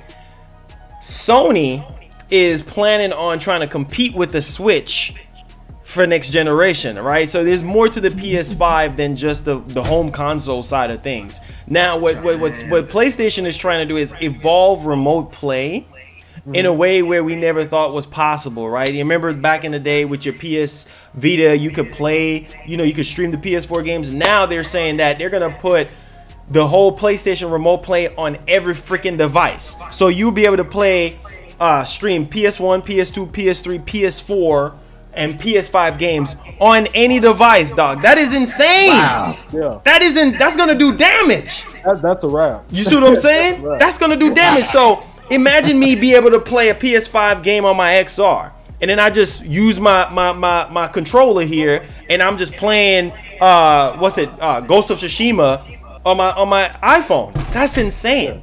Now it's a wrap. Now you're in the mobile arena now. PS1, that's like limited edition games now because they're not printing them anymore. Yeah, they go for like $130 at a mom and pop game store or on eBay. Like I don't know. Freaking the first Fire Emblem game, something like that. Chrono Trigger is like $85. Yeah, it's ridiculous. It's ridiculous. So I don't know, man. They're gonna have to change up leadership, and then this whole foul situation going on with what's his name? What's the boy name that left Sony for 20+ years? What's his name again? Sean Layton. Sean Layton left. A VP of Microsoft dipped out, okay, after 20+ years. I forgot his name right now, but he left. And then some other person from Nintendo stepped down. So the big three, you got Reggie stepped down, right? You got Sean stepped down, and then you got a VP from Microsoft. So what is going on? But did they ever refill those? Yeah, Reggie retired. Did they ever fill those spots though, Sony and Microsoft? Man, no. Because see, at least Nintendo did it properly when Reggie stepped down. Doug took over. Shout out Doug. I shook his hand and everything. That's good. Yeah, I met Doug at E3. Cool dude. He in my intros and my streams. But they did it properly. And Doug is a cool dude, man. I'm telling you. And this was probably more of a necessity than anything. When I was at E3, Doug was out there shaking hands and taking pictures. Boy, I tell you, he was out there for dangling with the crowd, man. But it was more of a necessity probably. So they got a solid replacement now. Microsoft and Sony hasn't even tried to fill those positions. Sony might stay afloat without it, but Microsoft is Microsoft. They're not making it. They're not. Yeah. Doug's funny, bro. Go ahead, Billy. Oh, Billy heating up. Billy, he about to unload the cannon. Go ahead. Hey, well, in my opinion, because Microsoft is second right now, and their hands were forced to compete with servers. Right now, they are killing it with Game Pass, backwards compatible support for old games and stuff. New consoles drop next year. They only hunting with exclusives. I know plenty of people that only have PlayStation just to play exclusive games. Wait, hold on, time out, because you said Microsoft. You said Microsoft is what? Microsoft is like second right now. Second in console? Second? No, Billy, I love you, but no. They nowhere close to second. No, I'm gonna help him out. Look, what I think he was saying was, like, correct me if I'm wrong.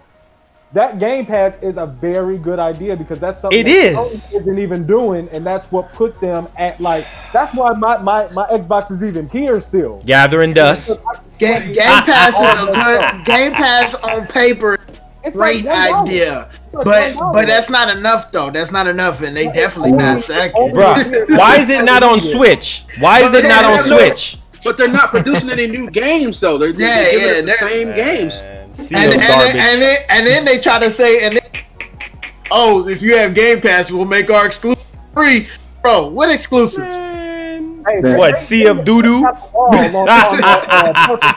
they could have brought a whole new Perfect Dark from the ground up. That would have been nuts. Bro, remember the 360? Like that. Bro, why don't you just copy the formula of the 360 and just bring it over, bro? You know how many good launch titles they had for the 360, bro? Rise, Son of Rome, hello. They crushed their relationship with Crytek. Yeah, Microsoft seems to have a curse when it comes to building relationships with game developers. Like, it's like the dumbest thing that they could ever do.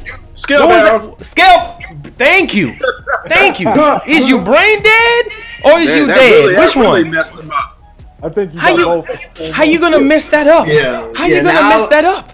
I was contemplating on getting the new Xbox and the new Halo looks pretty good, but then I woke up and reality slapped me in my face and tripping. So it's PS5, man. Don't ever say. Somebody in the main chat said Nintendo third. Can I ban them, Marlon? No, I'm not. Oh yeah, Alan Wake. That's what. Alan Wake. Bro, they even. So hold up. Why is Remedy? Huh? Why is Remedy making? Hey, didn't Remedy just drop Control? So they, I mean, and Quantum Break, right? So how come they ain't doing a part 2 to that? That's what I'm saying. Because of Microsoft, because they got the curse. They said something about Alan Wake that like hold up. They already have a part 2 Alan Wake, don't they? So what about the third? The part 2? Man, look here. No, what was that? No. Did they come out with another one, but it never came out as physical? What's that? Alan Wake? Yeah, they did. There was already a part. What? Yeah, there was a part 2, but No. There's a part. Yeah, Marlon. There's a part 2 out, but it never came out physical. It came out only digital. It came out quiet. I never heard about what? See, it's called something. It's called something else. It's called Alan Wake, but it's called something else. It is a part 2 Alan Wake out. Oh wow. Oh well. Maybe it's a prequel or something, but but there is one out. Hey, Microsoft dropped the soap. They dropped the soap. I mean, they have a whole IP in that they can keep pushing out, but they're not. They're not even doing it. My whole thing is this: Microsoft have the IPs. If they dig deep, they have the IPs in order to have a strong. Okay, come on, guys. We've been playing games since we've been in diapers. At least for me. Okay, we know what sells a console. Okay, it's the games, right? It's the exclusive games, not the third party. You can get third party stuff on anything. It's the exclusive games, and Microsoft got it right with the 360. The original Xbox, that's a whole different story, right? There were some very good games on there, but my whole thing is this: you come into a whole the third generation, and you still rinsing and repeating the same thing, man. Gears, Halo, Forza. Come on, man. 5 solid IPs. That's not those 3. that can be recycled because Nintendo got like 25 IPs, 10 of which they probably don't even use. Yeah. Like, when's the last time you heard of a Nintendo got so many IPs they could stretch them over 3, 4, 5 years. Yeah, they can. Like, they can. They got, They know what they know what they And do. don't give me this power crap, okay? Don't give me this power crap talking about, we got the most powerful console. Let me tell you something. You can have a car with 1,000 horsepower, and if you don't have any road to drive it on, it don't even make sense. So don't give me this power crap. Oh, our console is the most powerful, 4K 60, this and that. Then none of that means anything if you don't have quality games. I hate when Xbox fanboys talk about that. It's like, okay, well, where the games at? No, but the specs. All right, well, where the games? No, but in 60 frame, bruh, the games. Oh, what are you God. playing on that? Oh, like, God. Super Saiyan 2 Gohan was like, no game. Oh, my God. Okay. Wii I love that. I Wii love that. You remember Episode 184. I love that. Wii U, you remember when we were getting ready to react to the conference. Everybody was hype. We heard some ruffles in the feathers talking about a new Banjo game. That Rare was there. That was a new Banjo toy was being made. Remember that, right, Wii U? Everybody was hype. Okay? So where's the new Banjo game? You might as well get that up. That ain't happening.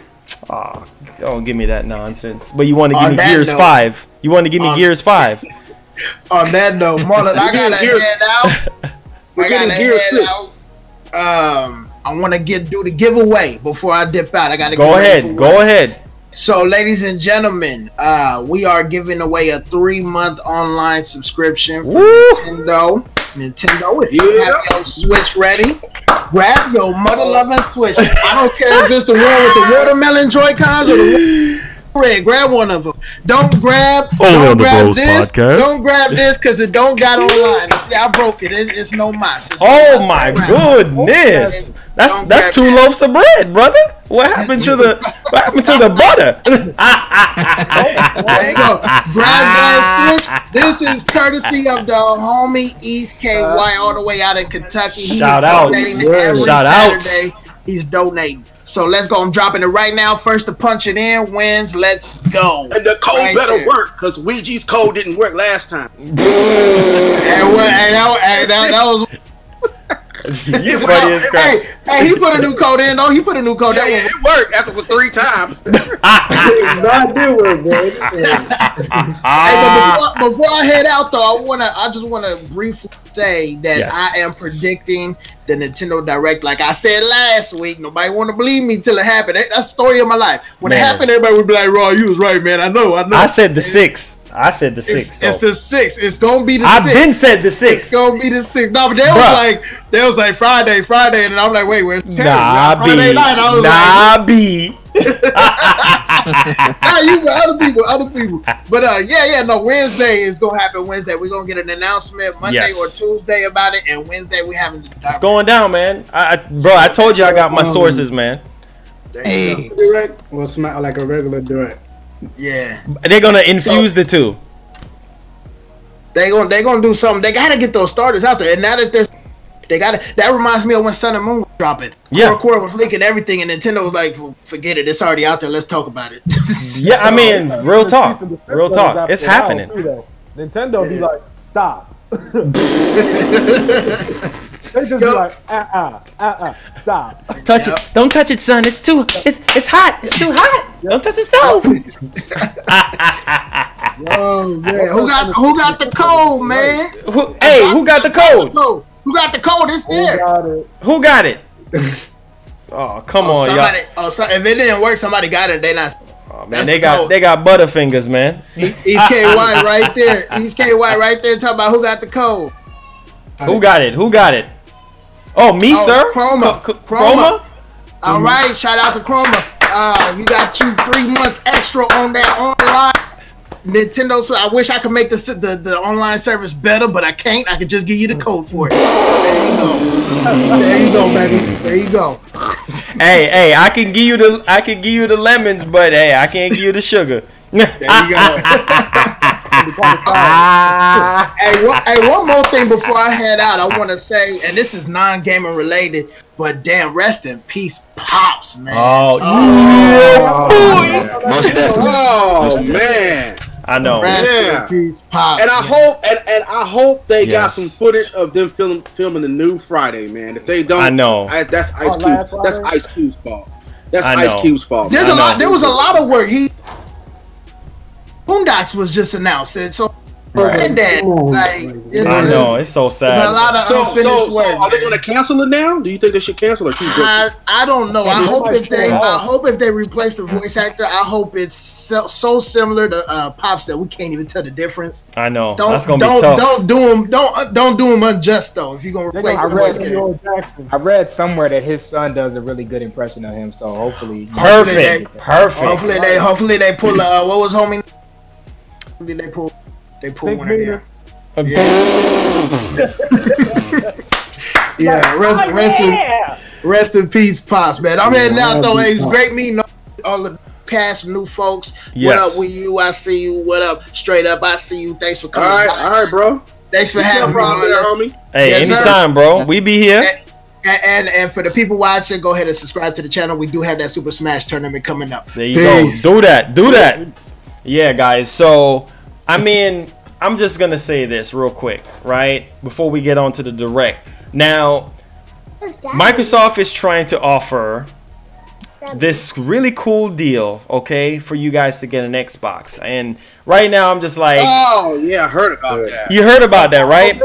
Was it rent an Xbox? No. Not the taco garbage. No, Like, no. The one where you can rent an Xbox off credit through the bank. yes. And then you gotta gotta pay it off and then it goes towards the new box, the new Xbox. Yes. I'm like, That what is the heck? incredible. That is incredible. You think it's incredible?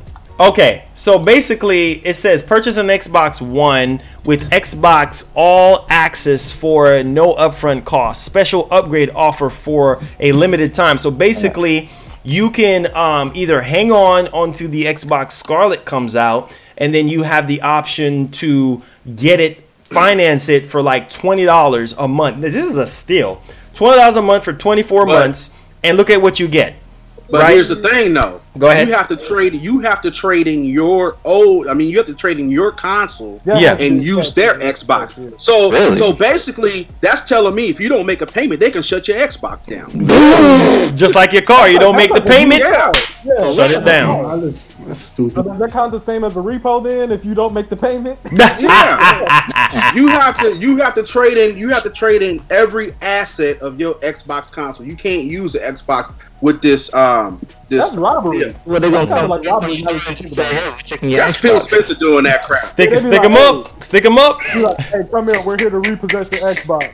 Ah, how it's it.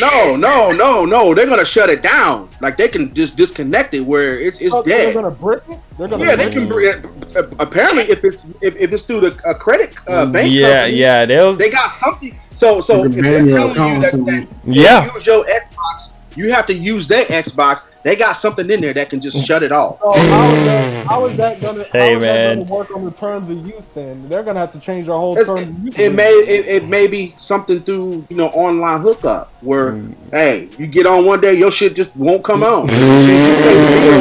They turn it back on. Then you go back home, it's turned on. It's like getting your power shut off. It's a no for me, dog. It's a Hey, no for me. hey, I'll tell you all this. Let me give I you all the think- benefits real quick. That's only that's only for deals for like moms with little kids or something like that. That's not and they trying to, can't afford it. go out and buy They Xbox might right even away. try to run a credit check on that, right? Nah, they don't. They don't. But here's the thing though. Here's the thing. This is for US and UK only, right? So you can get the X, the S, or the Xbox S, or all digital bundles, right? And of course they have it in Australia as well.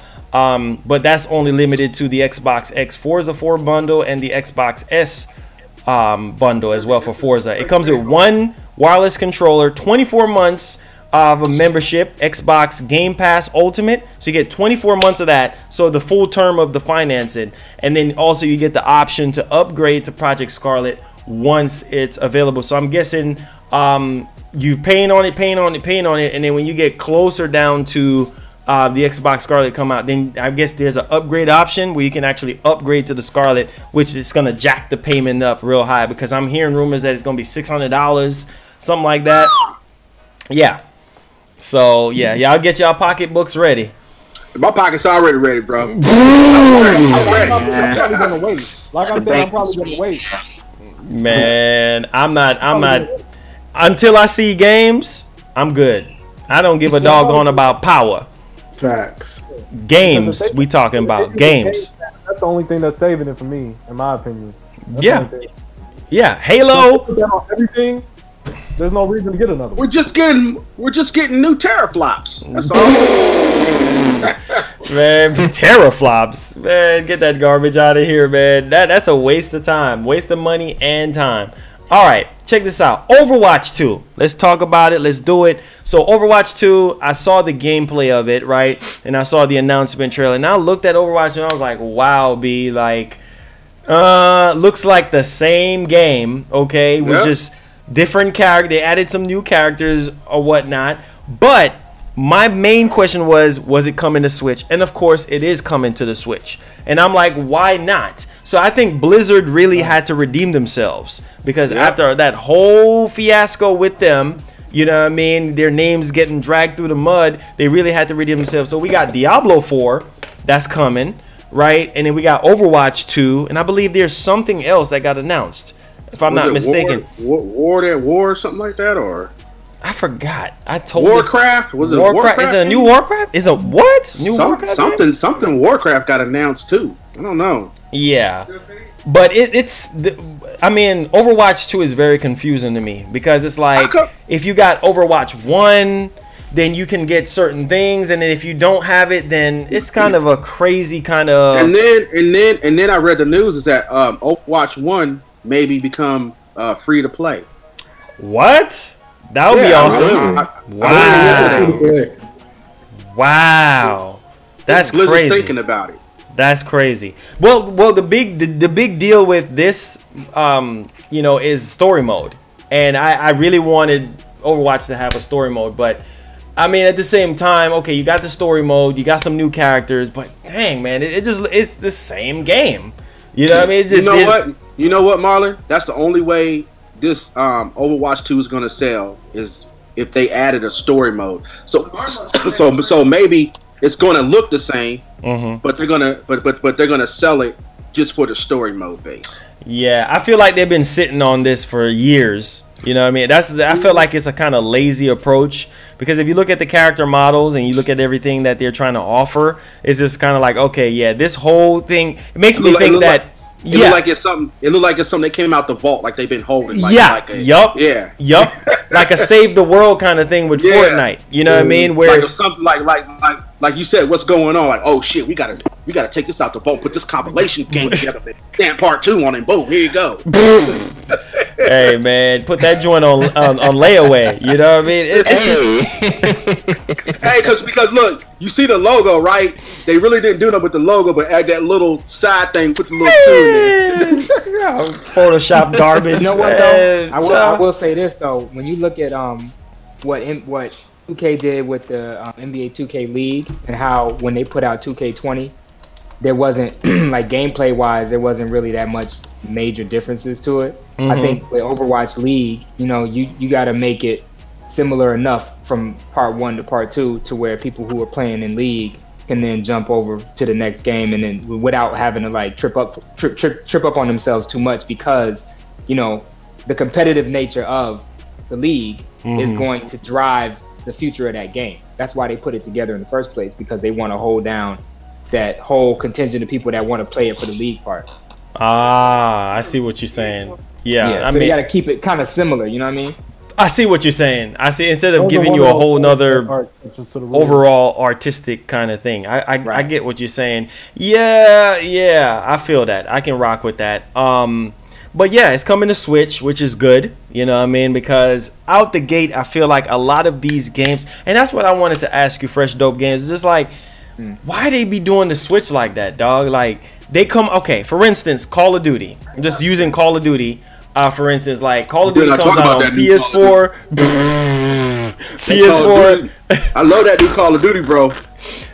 No, I'm just saying from a releasing standpoint. Oh. Like they come out with PS4, Xbox One, and then it's like, oh, the Switch version. Oh, okay, yeah, it's coming out, but we're not gonna release it at launch. Like, man, You know why? I don't know, I man. think it's because I think it might be because they're trying not to capitalize too hard on that demographic because they want the Switch to be a family console first. So if you putting out these games that have these huge multi-million-dollar marketing campaigns with people holding guns and shooting each other and blowing stuff up and blood splattering and what have you, it's like Nintendo doesn't necessarily want to be associated with that directly. They want to be associated with it indirectly. They don't want to. There you go. You know what I'm saying? Yeah.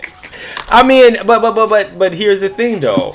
Like, I get what you're saying on that, but Nintendo got a lot of like graphic M-rated games. Look at Mortal Kombat. Mortal Kombat is no excuse, man. You got Mortal Kombat on Switch. It's inconsistent. Yeah, you're right. But I think they just try to fly under the radar with it because they're too busy trying to promote the titles that we spend more time talking about, which is the Pokemon games, the Zelda games, the Mario games, Smash games, the Splatoon games nowadays, because they wanted to get in on that shooting, but they wanted it to be a Nintendo branded shooting. So they were like, yeah, we're gonna shoot ink or whatever. You know what I'm saying? So like, yeah, it's like they're trying to, you know, kind of steer away from the conversations around, you know, the hyper realism of games, and they're trying to steer the conversation more to gameplay and like character development and story development and world development and stuff like that. I see what you're saying. Yeah, I mean, for the most part, I mean, well, that's where the Switch Pro and the Switch 2 comes in, because now I'm hearing that it's been heavily rumored that we're supposed to be getting a Switch Pro, and they're saying games like Cyberpunk. Now everybody has seen Cyberpunk and see how beautiful that looks. It's undeniable. It's undeniable. Wow, it's mind blowing just to have a game like Cyberpunk 2077 on the go, and then they're saying Red Dead. Oh, God, clunky game, clunky controls. Lord have mercy. So does Nintendo have to pay these different companies to have their games on their system? I think it's a deal, man. I think it's. I can't remember which direction the money flows. Honestly, I cannot remember which direction the money flows because that's a good one. You know, you got publishers who are getting their games through the developers. Studios, they're publishing the games onto the consoles. I think you have to pay the hardware publisher, if that makes sense, like the Nintendos and the Microsofts and the Sonys. I think you have to pay them, but I'm not 100% sure because again, it might have to do with. I mean, it's a two-way street in terms of, you know, if I can get my game on your console, I'm gonna give you all of these fans. But if from the other side of it, I have the console, and if you want exposure, you got to pay me, man. You know what I'm saying? So it just depends, like, you know, which studio has the upper, you know, which company has the upper hand in it. If it's an undeniable thing like Cyberpunk, it's like, yo, we know that Cyberpunk pre-sales is gonna sell out. I mean, we know it's gonna be through the roof. So we can't afford to not have that game because that game isn't as much about violence and as much about like direct, like there's a hyper realism element to it, but it's like the world is the thing about Cyberpunk. Like that's the thing, you know what I'm saying? So like because Nintendo cares about these worlds, I would say that they probably have to, it's in their best interest to like get that one, you know what I'm saying? So they probably put some money in that direction. Wow. There's a curveball for like that question because Nintendo has one IP that is not directly a two-way street. It's a joint venture with the Pokemon company. It's Creatures Inc., Nintendo, and Game Freak. All of them are in a trilogy with each other. Yeah. So if one of them break off, then they still gotta work between Creatures Inc. and Nintendo. So they all got that. Yeah, that money slow up. When the money slow up, yeah, it's not good, baby. that's another reason why their production is like fixed, because they got an anime, card game, all this other stuff going. So Yeah, man. Yeah, it's they're lit using money stuff. from all that to fund their game development. Yeah. I mean, that's why they need to do the same thing with this online, because this online is hot Most definitely. trash. Like, I mean, this online is horrible. That I was actually interested in playing, but like not everything on there I'm interested in playing. Yeah, Like some of the games that's like marked with a star, they like halfway beat the game for you. So if you just wanted to know how the ending of that game was, yeah. you can just go to the end. So like Legend of Zelda 2, I never beat that game, but I played the star one, and it took me all the way to the ending, and I'm like, oh, that's nice. I know how it ends. Hey man, I feel that. Here's some other news to kind of go on top of the Switch. So Nintendo says that it will make more 3DS franchises available on Switch. Yay! I heard they stopped the productions on the 3DS. Is that true? They said Nintendo said something about it. I don't know, man. I don't think so. You gotta look it up. They said they. I don't know. I read something about it yesterday. I mean, they might, because you got to remember, like, I mean, the 3DS is pretty much like on its last leg. So yeah, I think for the most part, they might have a couple here and there. Maybe after next year, it might just kind of like slow down. But yeah, I think there's gonna be more. I think it's gonna be more. Or not unless they're gonna make, make a little portable system right after this. Man, the Switch Lite is pretty much what's replacing the 3DS, if you kind of look at it that way. So, but hold up. But if they came out with, they should have made the 3DS games compatible with the Switch. If they was gonna, not produce any more games for the regular. They might be doing that 3DS. right now. They might be doing some development right now to make sure that those are portable over. Like an adapter or something that can go on the Switch. No, not a physical thing, but like development wise, software wise, they might be putting out ports. Yeah, put some games on there. And they, start with maybe 5, 10, 20 games, and then like from there, what I'm saying, build out the rest of the catalog. Yeah, that makes sense. Because that's the only way. I mean, and that's a massive undertaking, and it would require a lot of different studios to be participating with that as well. But it just depends on how much they're banking on the success of the Switch and the Switch Lite into the future. Like if they want this to last for more years, you know what I'm saying, and they well, I noticed Rune Factory 4 is coming. That's a 3DS game.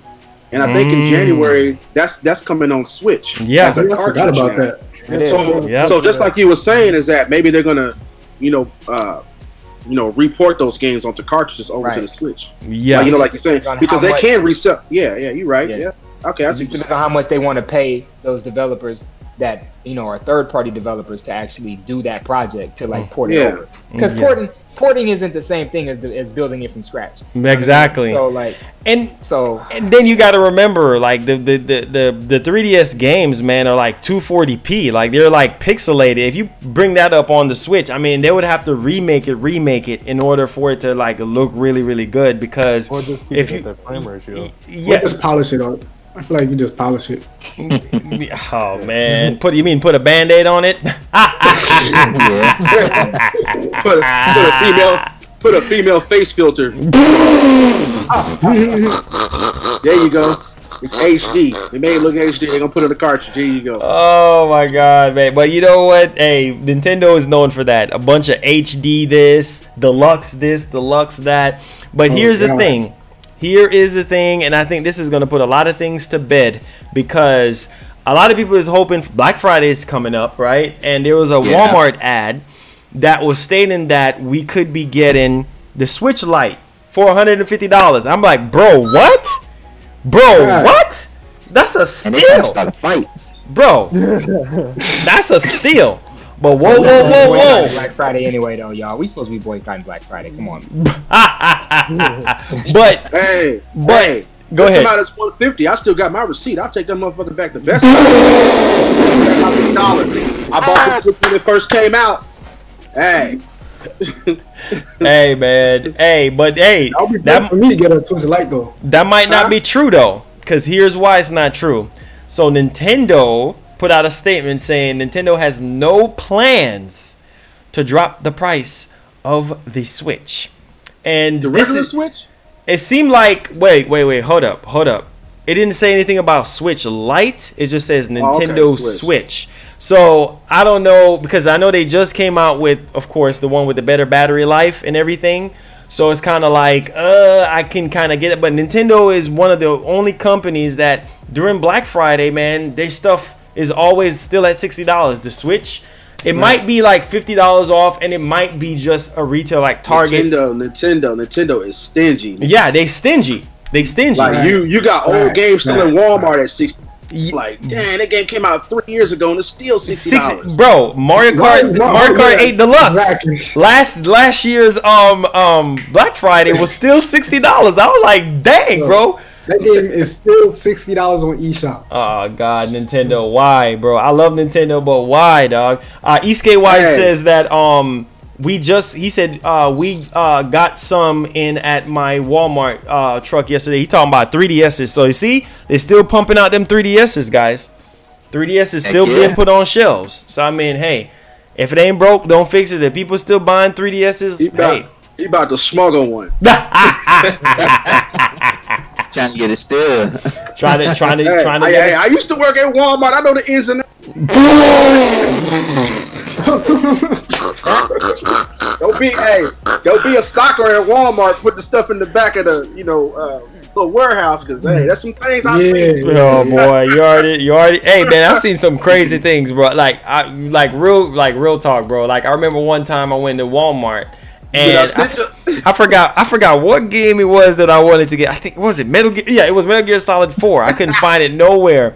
And I was like, damn, this dude was like, yo, we got one more copy left. I was like, yo, let me get it. Bro, as soon as I went outside, right? Some just say, open the game up. Just make sure everything was good. Bro, I opened the game up. Oh my God. A scratched up blank CD, dog. Saying I love you.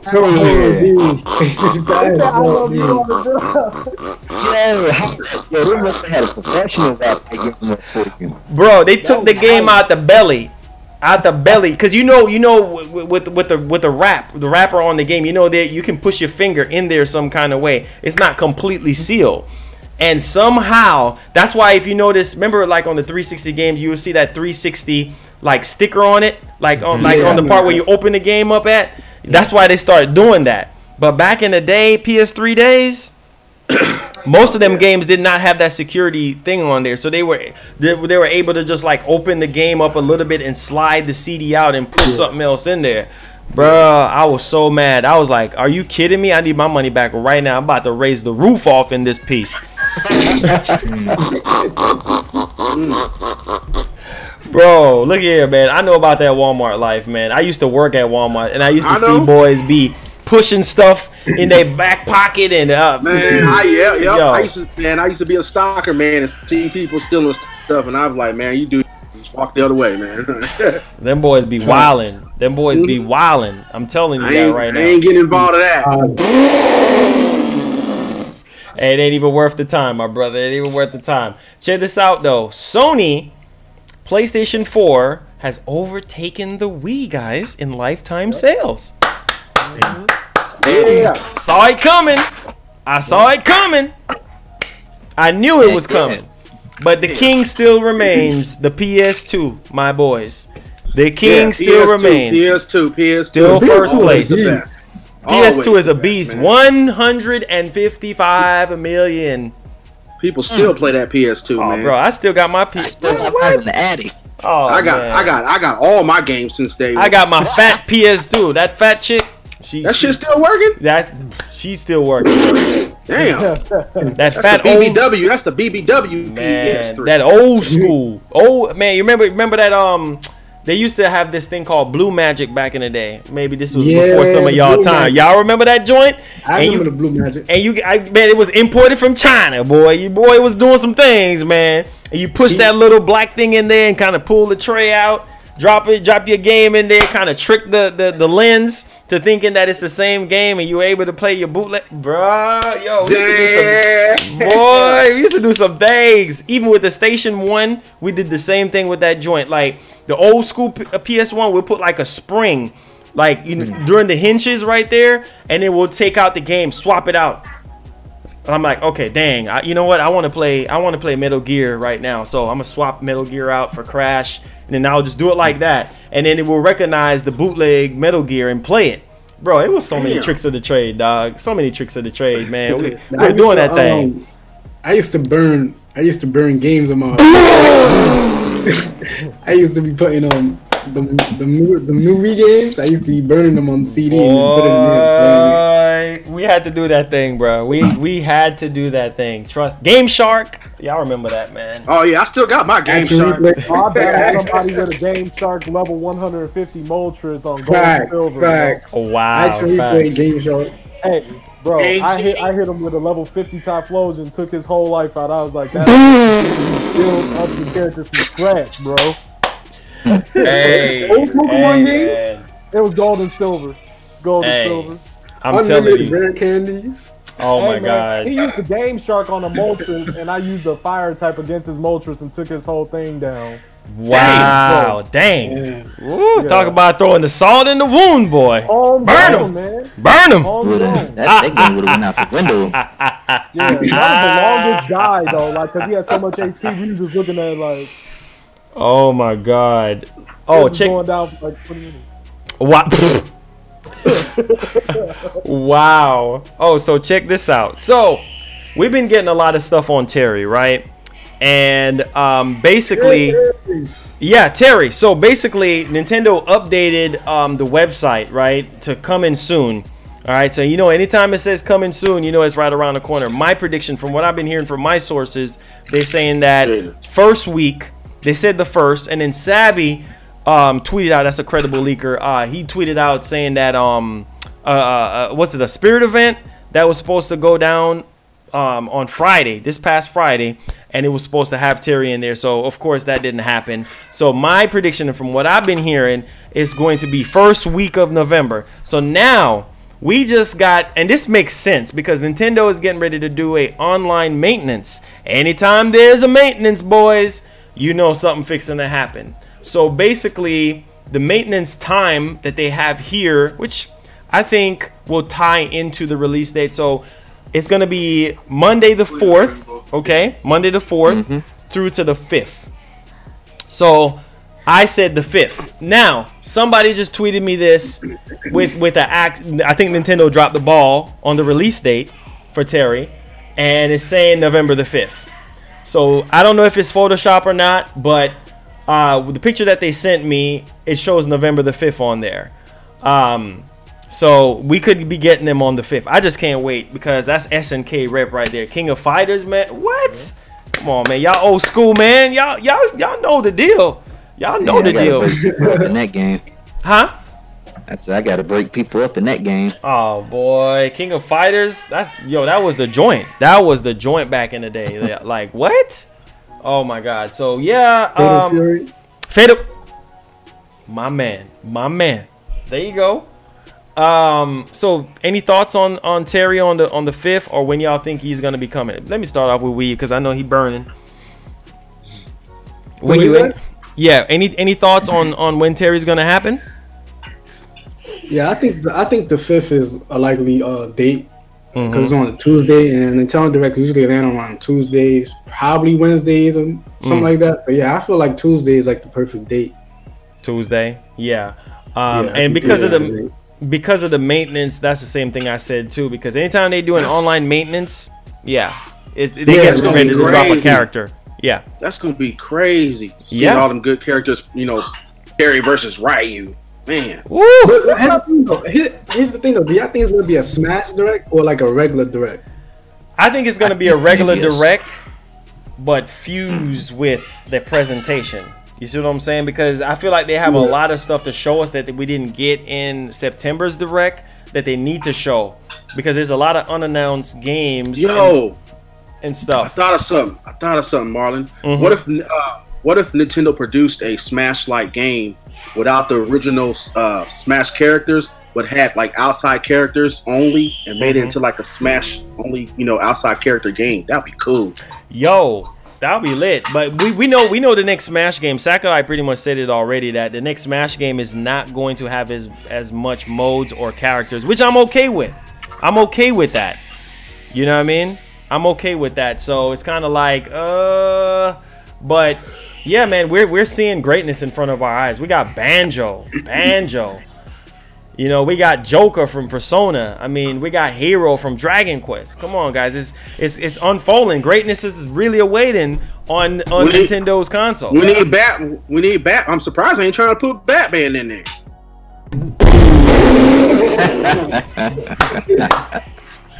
Hey, if you gonna put Batman in there, put my boy Goku. Yeah, put Goku in there, bro. Put Goku in there. Huh? We're gonna have some problems in that game. Hey, put Goku in there. What? If you gonna put Batman, you might as well put Iron Man and Goku and all of them in there. You know what I mean? Put Thanos Goku in there. SpongeBob. Put SpongeBob in there too. Just to bring Patrick's Rock out there for his ultimate smash and be like, you might as well do that. But I think the Direct, the actual Nintendo Direct, is gonna be on the 6th or the 5th. That's my take. I think it's gonna be the 5th or the 6th for the Direct. So it can happen. It can happen next Wednesday. You know, we'll see. But I think he's around the corner. For them to change it from November 2019 to coming soon. Oh yeah, he's coming. He's definitely coming. But yeah, man, I'm really hyped for this Direct. I'm hearing that they're supposed to be Nintendo did a patent for the online, which is good because anything online coming from Nintendo, I don't care about the Super Nintendo stuff. I just want you guys to give us native chat support. I want you guys to give us a new theme, like custom themes or something like that. I want you guys to give us Netflix. I want you guys to give us an achievement system. So from what I'm hearing is a new matchmaking patent that was filed by Nintendo, and it's going to be done in a way where there's going to be achievements involved or something like that. Nintendo's own kind of achievements, which is dope. But we need native chat support. It's 2019. I don't want to be using my phone. So what's y'all thoughts on that as far as the Direct? What's y'all expectations for this Nintendo Direct happening this month, possibly? They better fix that online. Like, that's like a key right there. And messaging, where's the messaging? Where's the voice chat? Like,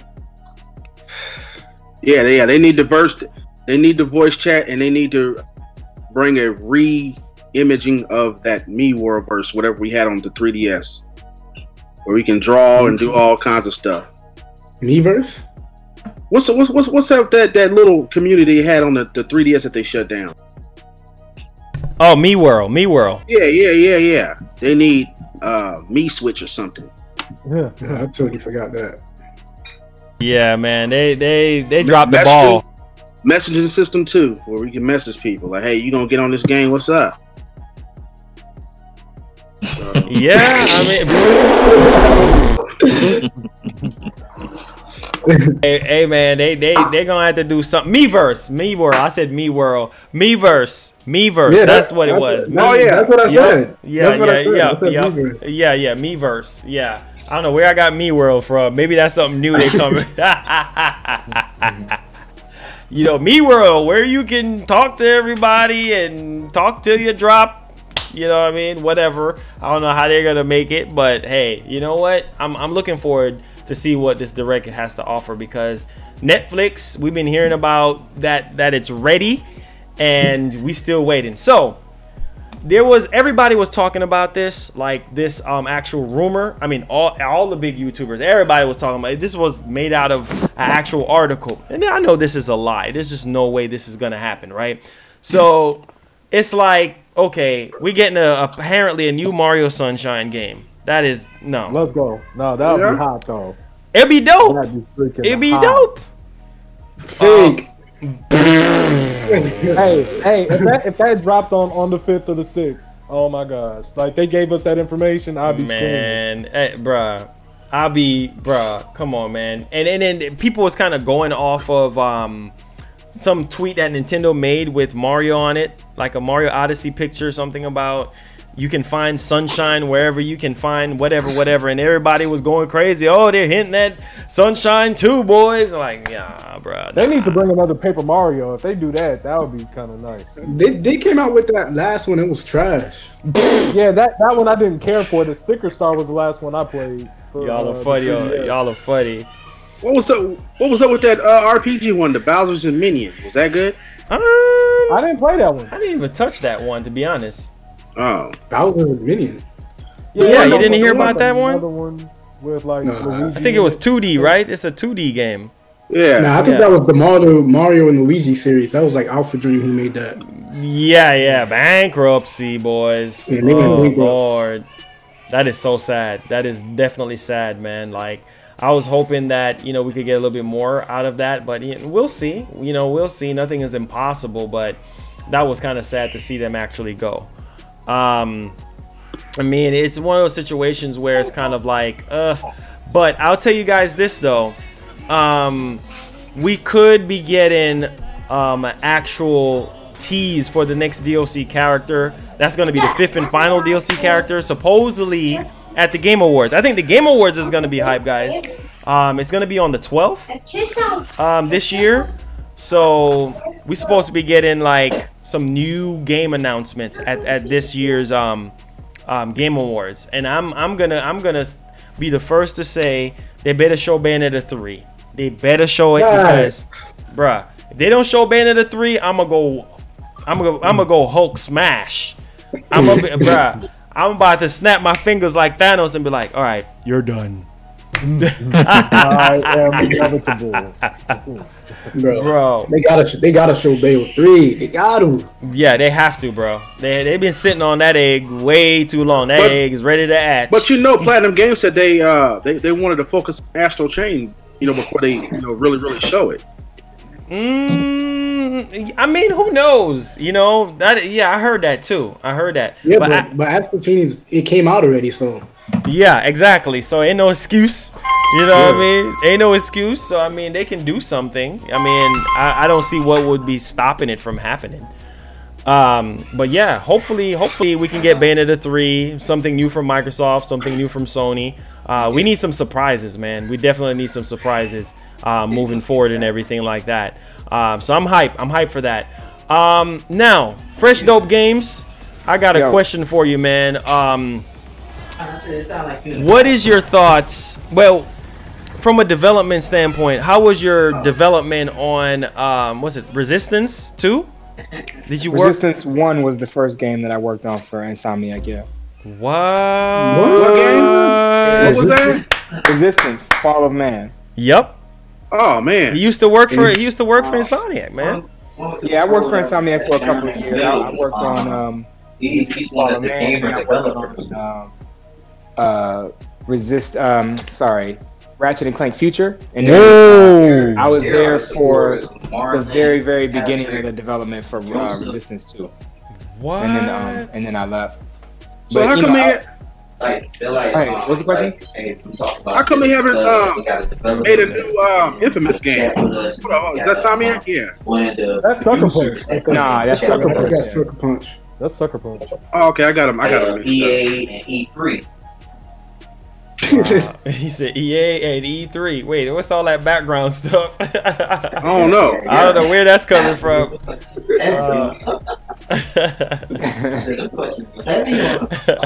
I'm like, wait a minute, where's all that coming from? But dude, that is legendary. I mean, we got a legendary game developer, and that's what's so crazy, because I was telling you, bro, man, I was telling him, I was like, man, that's something new that we're gonna be doing on the podcast, is have game developers on the podcast from different companies, so that the fans can ask questions about stuff, about development, about the way how the industry is going, the panel, of course. And dude, that's legendary. You worked on some of my favorite games, man, like Resistance 1. Oh my god, that game was so freaking good. Resistance 2, bro, they have to bring. Do you think? You know what's funny? Yeah. Resistance 1. If anybody still has a PS3, and they go and they have Resistance, you could play with my face as the second character of the co-op mode. They scanned my face in, and I'm the second player in the co-op mode. Wow. Oh dang! Word. Yeah. I didn't even know about that. That's crazy. Yeah, Bro. yeah. Well, I still got. But, I mean, I think I have Resistant. I gotta look at my. I think I have it. I gotta look through my game collection. Man, that's legendary. That I bro. played it a while ago. Yeah, that game was so good. Like Resistance 1 and 2. Now, let me ask you this. Didn't they just like remaster that game? Nah, I don't think there's no remaster. No. Do you think that they're gonna do a 3 for PS5 launch, like a launch, bro? I wanted to ask you about that so bad. I'm like, oh my god, I know you don't have anything, but you know, the thing about Resistance is I think that it you know, you could go to any that different, online was the bomb. any different era of, you know, I guess from I guess it's World War II onwards, of all the wars that we've been in, at least as America, and you could probably, you know, I don't know what that noise coming from. yeah, background. We got background, but yeah. Oh, but, Billy, mute your mic. I think it's Billy. Yeah, mute your mic real quick, Billy. Well, hey, I'm gonna send you a picture of this to see if this is the right one to buy. Hold on, so I'm gonna call you back. Okay. So do people still play Resistance online on PS3? Man, I highly doubt that. I highly doubt it. Yeah, I would doubt it. But I think, you know, the prospects of them making a new one for PS5, you know, there's definitely room to make that. It just depends on how much they're gonna want, how much the fans want it. You know, at the end of the day, because like, as big of a game as that was for some people, because it was the first million copy selling game on PS3. I remember that. The funny thing is, I actually got my PS3, the original fat PS3, because of Sony gifting everybody at Insomniac with a PS3, because we were the first million selling, you know, game that they had on their console. So that was dope. You know what I'm saying? But you know, and that kind of, when you look at I guess over the lifespan of what they've done, you know, they've obviously had their indie games that they put out on Steam, and they've had, you know, Sunset Overdrive that they put out exclusive on Xbox. But I mean, they've always, like, while I was there, I was only there for 2 years, and this was 2006 to 2008. So they had a good relationship with Sony from that point, and probably even before then. But like, it was always a really good, people used to call it like a second party developer, Insomniac, because it was like they were so almost tight at the hip with Sony because of the releases that they had with Ratchet and with Resistance, because they went like Resistance, Ratchet, and then I think they had another Ratchet after that. And so like, there was a string of, like, you know, games that they had put out for Sony exclusively for a while, and so they have a really good relationship.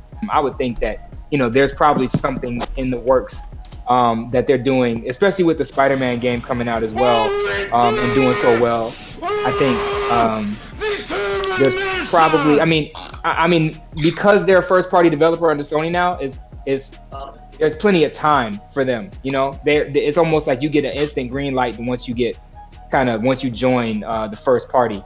So it's really up to them, and if they want to continue that story, and if the fans want it enough. So the people out there, if you want another Resistance, let Insomniac and Sony know by, you know, swarming their live streams, or, you know, putting tweets out there, or just let people know, like, let it be known. You know what I'm saying? Wow. Yeah, because I remember playing that online all the time, and that was a good multiplayer game. Good game, dude. Good game. I didn't get a chance to play it, but I was just excited to get a T-shirt because Craig sent me the T-shirt from E3 from the development team, and I was like, "Yo, I can't even fit it no more. I'm too small." It's lit. Hey, I'm still wearing this shirt. Hey, I'm looking for it right now because when I moved, I couldn't find it. I'm like, that's a legendary shirt. Yeah, man. Yeah, you can't even find that no more. Yeah, I mean, Resistance was so good, man. It was so good, dude. Shout outs, man. So I mean, what role did you play as far? Were you like a? I was QA. So like, okay. And that's something that's important to note for people who are trying to get into the game industry, Like I would say two things are extremely important. One is, and I might have mentioned this at the early part of the podcast or maybe before we got on, but like, Yes. it's important to, never think that you can't make a game yourself. Like, there's too many tools out there now for anybody to say you can't. There are easy tools for people who don't know anything about programming, and there's tools out there for people who are well into software development that'll allow you to make games for yourself. Just for, even if you don't ever publish it, if you don't ever put it out to make money, just trying to put something out so that you can know what it's like, what it takes from the beginning all the way through the end. Now, the second part of that is, if you want to start in the corporate space, in the game industry, and you want to kind of like work your way up the ladder, then starting at the QA, quality assurance level, as a tester, because we all play video games, we all like video games. A lot of us are playing video games to the point where we look for bugs, we look for exploits, all those types of things are what those companies look for. So for working at QA was an eye-opening experience, because you get to see not only like, okay, I get to play video games every day for a living, but at the same time, it's like I also am seeing why it takes so long for games to come out. I'm also seeing how hard it is to fix some of the problems that come up during the course of development. I'm also seeing all the different departments that it takes to make a game, and like how each of those fit together into each other. And so I think QA is a good place to start, because you get a chance to you're almost isolated from the way that each individual department kind of operates. Because once you get into animation, or once you get into like sound design or whatever, that's pretty much all you're going to be doing at a studio, especially at most of the larger studios. If you're at a smaller studio, of course, like 10, 20, 100 people, you might wear multiple hats. But when you're at the bigger, more established studios that have hits already, they have large enough teams to where being on the QA team is actually the best thing for you if you don't have like an amazing demo reel or something that you can go, into the industry with. So I say for anybody who plays games and loves games and wants to get into the industry on the corporate side and have a job in games, QA is definitely a good place to start. Look for your nearest developer and see if they have any QA positions open, and make sure that you're professional at how you approach it, because you will be given opportunities to be like an assistant designer or an assistant this or a scripter or something that's like a little bit more technical outside of QA. Wow. So and I know there are people that are currently working at Insomniac that I worked with on the QA team that are now designers, either at Insomniac or other places. Wow. So talk about working your way up. Wow. Yeah, it's definitely a good start. Facts, dude. Facts, man. See, this is the reason why, because I'm gonna plug myself on this one. This is the reason why I say what I say, because we want to stand out from everybody else on YouTube when it comes to the podcasts, man, because this is actual knowledge. This is like facts that people need to know, because you never know who is watching, and this could be a foundation of a stepping stone, because you have some people, they want to get into game development, they don't have a clue where to start, you know what I mean, and how to go about it and everything. And that right there, man, that's I really appreciate that. That's wow, a very good way to get your foot through the door. And I've always said QA plays a big role, just like the developer, the lead producer. I mean, you have the person that's in charge for the music, the level designer. Your job is like as important. Like the QA is like, I feel like is even more important, because the QA, everything has to go through the QA at the end. Once the game is developed and it's ready to come out, it's just like, okay, now it's time for them to go through, and you guys have to sniff through the bugs, make sure everything is running right. So you don't want to let me add a layer of clarification on that. QA starts so right after pre-production is when QA really starts. So pre-production is where they start building the skeleton of the game. They start putting the different like levels together, or they start putting the mechanics of the inventory system or the weapon system or whatever. They put those things together in pre-production, and then once production starts, they need QA, because a software developer will build something, and the very next day, or as soon as they get done exporting it to that large kind of network that I was talking about, that's closed off to the world, that's only shared by, you know, the internal company. That network is where we get the builds of the game downloaded to, and then you can actually start to play it that way.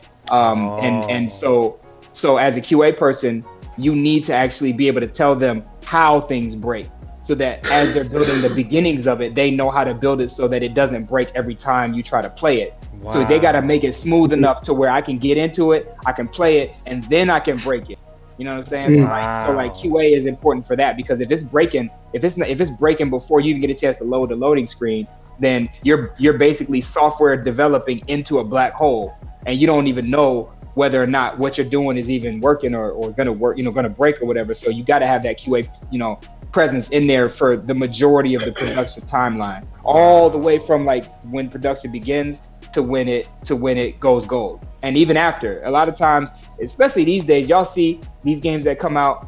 Y'all were talking about earlier, you know, these games come out that look like there wasn't enough QA on it in the first place. Yep. Like, that's why QA is so important. Yes. And if they're not putting heavy emphasis on QA, they didn't hire enough people, or they're not paying them well enough, and they're undermotivated, or they're you know, the team is too small and they can't handle all the issues that come in, or you know, this just organizational issues. And then eventually time runs out, and it's like, yo, we got to put this thing out. And I'm sorry, QA team, y'all didn't do good enough job, and y'all are gonna all get fired, and we're gonna bring somebody else in that's gonna be better than you next time. So that's a lot of times what ends up happening when they fire a lot of their workforce, is that like, yo, y'all didn't do a good job helping us get out the door, making sure that we had a clean product when we got out the door. So it's time for y'all to go. Wow. Dang. That's why you see all these layoffs, man. You see Sony laying off people, EA, these massive laying off of people, man, just gone. Like, it's just like, what the heck happened? You know, people out of jobs and everything. It's a very I tell you, the gaming industry is cutthroat. You hear me? Yep. You gotta, it's a crab in the bucket mentality. I gotta step on your head to get to his head, and so on and so forth till you get to the top, you know? So it's just like, if you know, that's very important. That's some very good, valuable information. And even with the PlayStation 5, you know, coming out, I'm hoping that we can get better, not just better looking, but better overall games, and not just so buggy and half-baked games, and you know, the online ain't working, and you know, it's just, I'm tired of it, you know, especially with Call of Duty. I'm hoping with all this power that we're supposed to be getting, this 8K, 4K, this K, that K, I'm hoping in that games like Call of Duty can be different now, because you know, you play one Call of Duty, you play them all. It's the same thing. You play Grand Theft Auto once, you play them all. This Call of Duty though, because let me tell you the reason why they're complaining about it. Let me tell you the reason why they're complaining about it is because these Call of Duty fanboys, they running from Battlefield, because Battlefield is a strategic, you know, big game. You know, you actually gotta put in work. So this time the Call of Duty is coming like Battlefield, but in a condensed, you know, careful way of how they want to do it. So the fanboys is mad that they can't be in a little map and run and gun. And what I'm noticing, and hold on. And what I'm noticing about this game, since I've been on for about what, 2 weeks now, or a week now, they can't quick. There's not really no quick scoping in there. Everything is basically, you know, really mellowed out and really slow in this game. And the way the maps are built up, the way the buildings are, it's like real life. And the and the Call of Duty fanboys, they can't handle that shit. They can't handle it. So they gonna cry on the maps suck. We can't do the maps. Nah, y'all just mad because y'all gotta work this time. Shut the hell up. I heard this game is beast. This game is beast. Yeah, I heard the jump, like the jumping is inconsistent with like the jump damage in some instances where you would get hurt from it, you don't. And the times you do, you automatically die from it. But I'm gonna be honest. What? I suck at Call of Duty. My camera was cutting it. Black Ops 3 garbage. Ugh, let's put it out there. What? Garbage. It was actually really good. You need to be plugged in your nose. It was good. Black Ops 3 was actually the Black last Ops game of Call of Duty. 4 is good. 4 is dope. 2 was amazing, and 1 hold on, man. Black Ops 3 multiplayer was good, but the campaign wasn't that good. That's what I'm saying. The multiplayer was garbage, trash. That futuristic robotic garbage. Garbage. Time out. That multiplayer was You must hot be talking trash. about Infinite Warfare. You must be talking about baseball, bro. Infinite trash.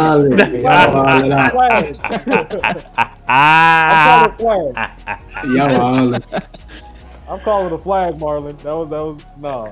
Man, look here, look here. The Black Ops series was hot. I have yet to really crack open Black Ops 4 because something was wrong with my extended storage, and I try to move all my games to my extended storage, but I haven't had nobody to play with really. So that's another. You can play on what system? PlayStation 4. You can play with me, man. I'll be on there all the time. There it is. There it goes. Make the connection, baby. Hey, I'm gonna put a disclaimer out now. I'm trash at it, so don't be looking at me to be doing no. Hey, all you gotta do, I would literally grow with you in it. Hey, See? The There thing you with go. Call of Duty, the thing with Call of Duty is you gotta have your own play style to be good. You can't play like everybody else. Yeah, Exactly. Just play at your strength. I get with Apex more, in my opinion. Like Apex, I feel like. Oh, I suck at Apex, man. I suck at that game. Man, I ain't playing. I don't like that one. I don't like that one death, and that's it. I was getting wait around. Walter, I was getting loose with Lifeline, and then I was gone. Like I was like, man, let me tell y'all something right now. You see, my man, Fresh Dope Games got to understand that we can't go into PS5 generation with no WWE 2K20. That is the worst. Fire your QA, Man. fire your lead producer, fire everybody. There's no way. Was making fun of that. That was Bro, hilarious. there's no. What are y'all doing? Sleeping and taking crack? Bro, there's no way. There's no way. They were like this. They were just jumping around in the middle of the ring. Oh my doing god, this. man. The funny thing is, this is how you know the game was gonna be like the way how it was. Like before the game even came out, about the game. Literally to like before the game came out, that's when they decided to show gameplay screenshots. Right. Oh Lord, garbage. It was a buggy mess. So yeah, it's horrible. Yeah. You know, that's what I'm saying. This generation for me was very underwhelming when it comes to quality of games and, you know, the care and love. I mean, don't get me wrong, there was some very, very good stuff. Like God of War, I mean, come on now. God of War last year, I mean, was just amazing. There was a lot of very good. Astral Chain this year. We got Sekiro. Man, there's so many good games. So hard, yo. Oh, it's hard. Oh boy, it'll put you on your butt now. I got pissed.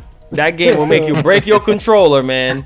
That game will make I was you. trying to beat it on stream, yo. And do you know how embarrassing that was to be my first Twitch stream after a hiatus? People was like, dude, you could literally stealth kill everybody in this one area. I forgot what it was, but I could not for the life of me get it.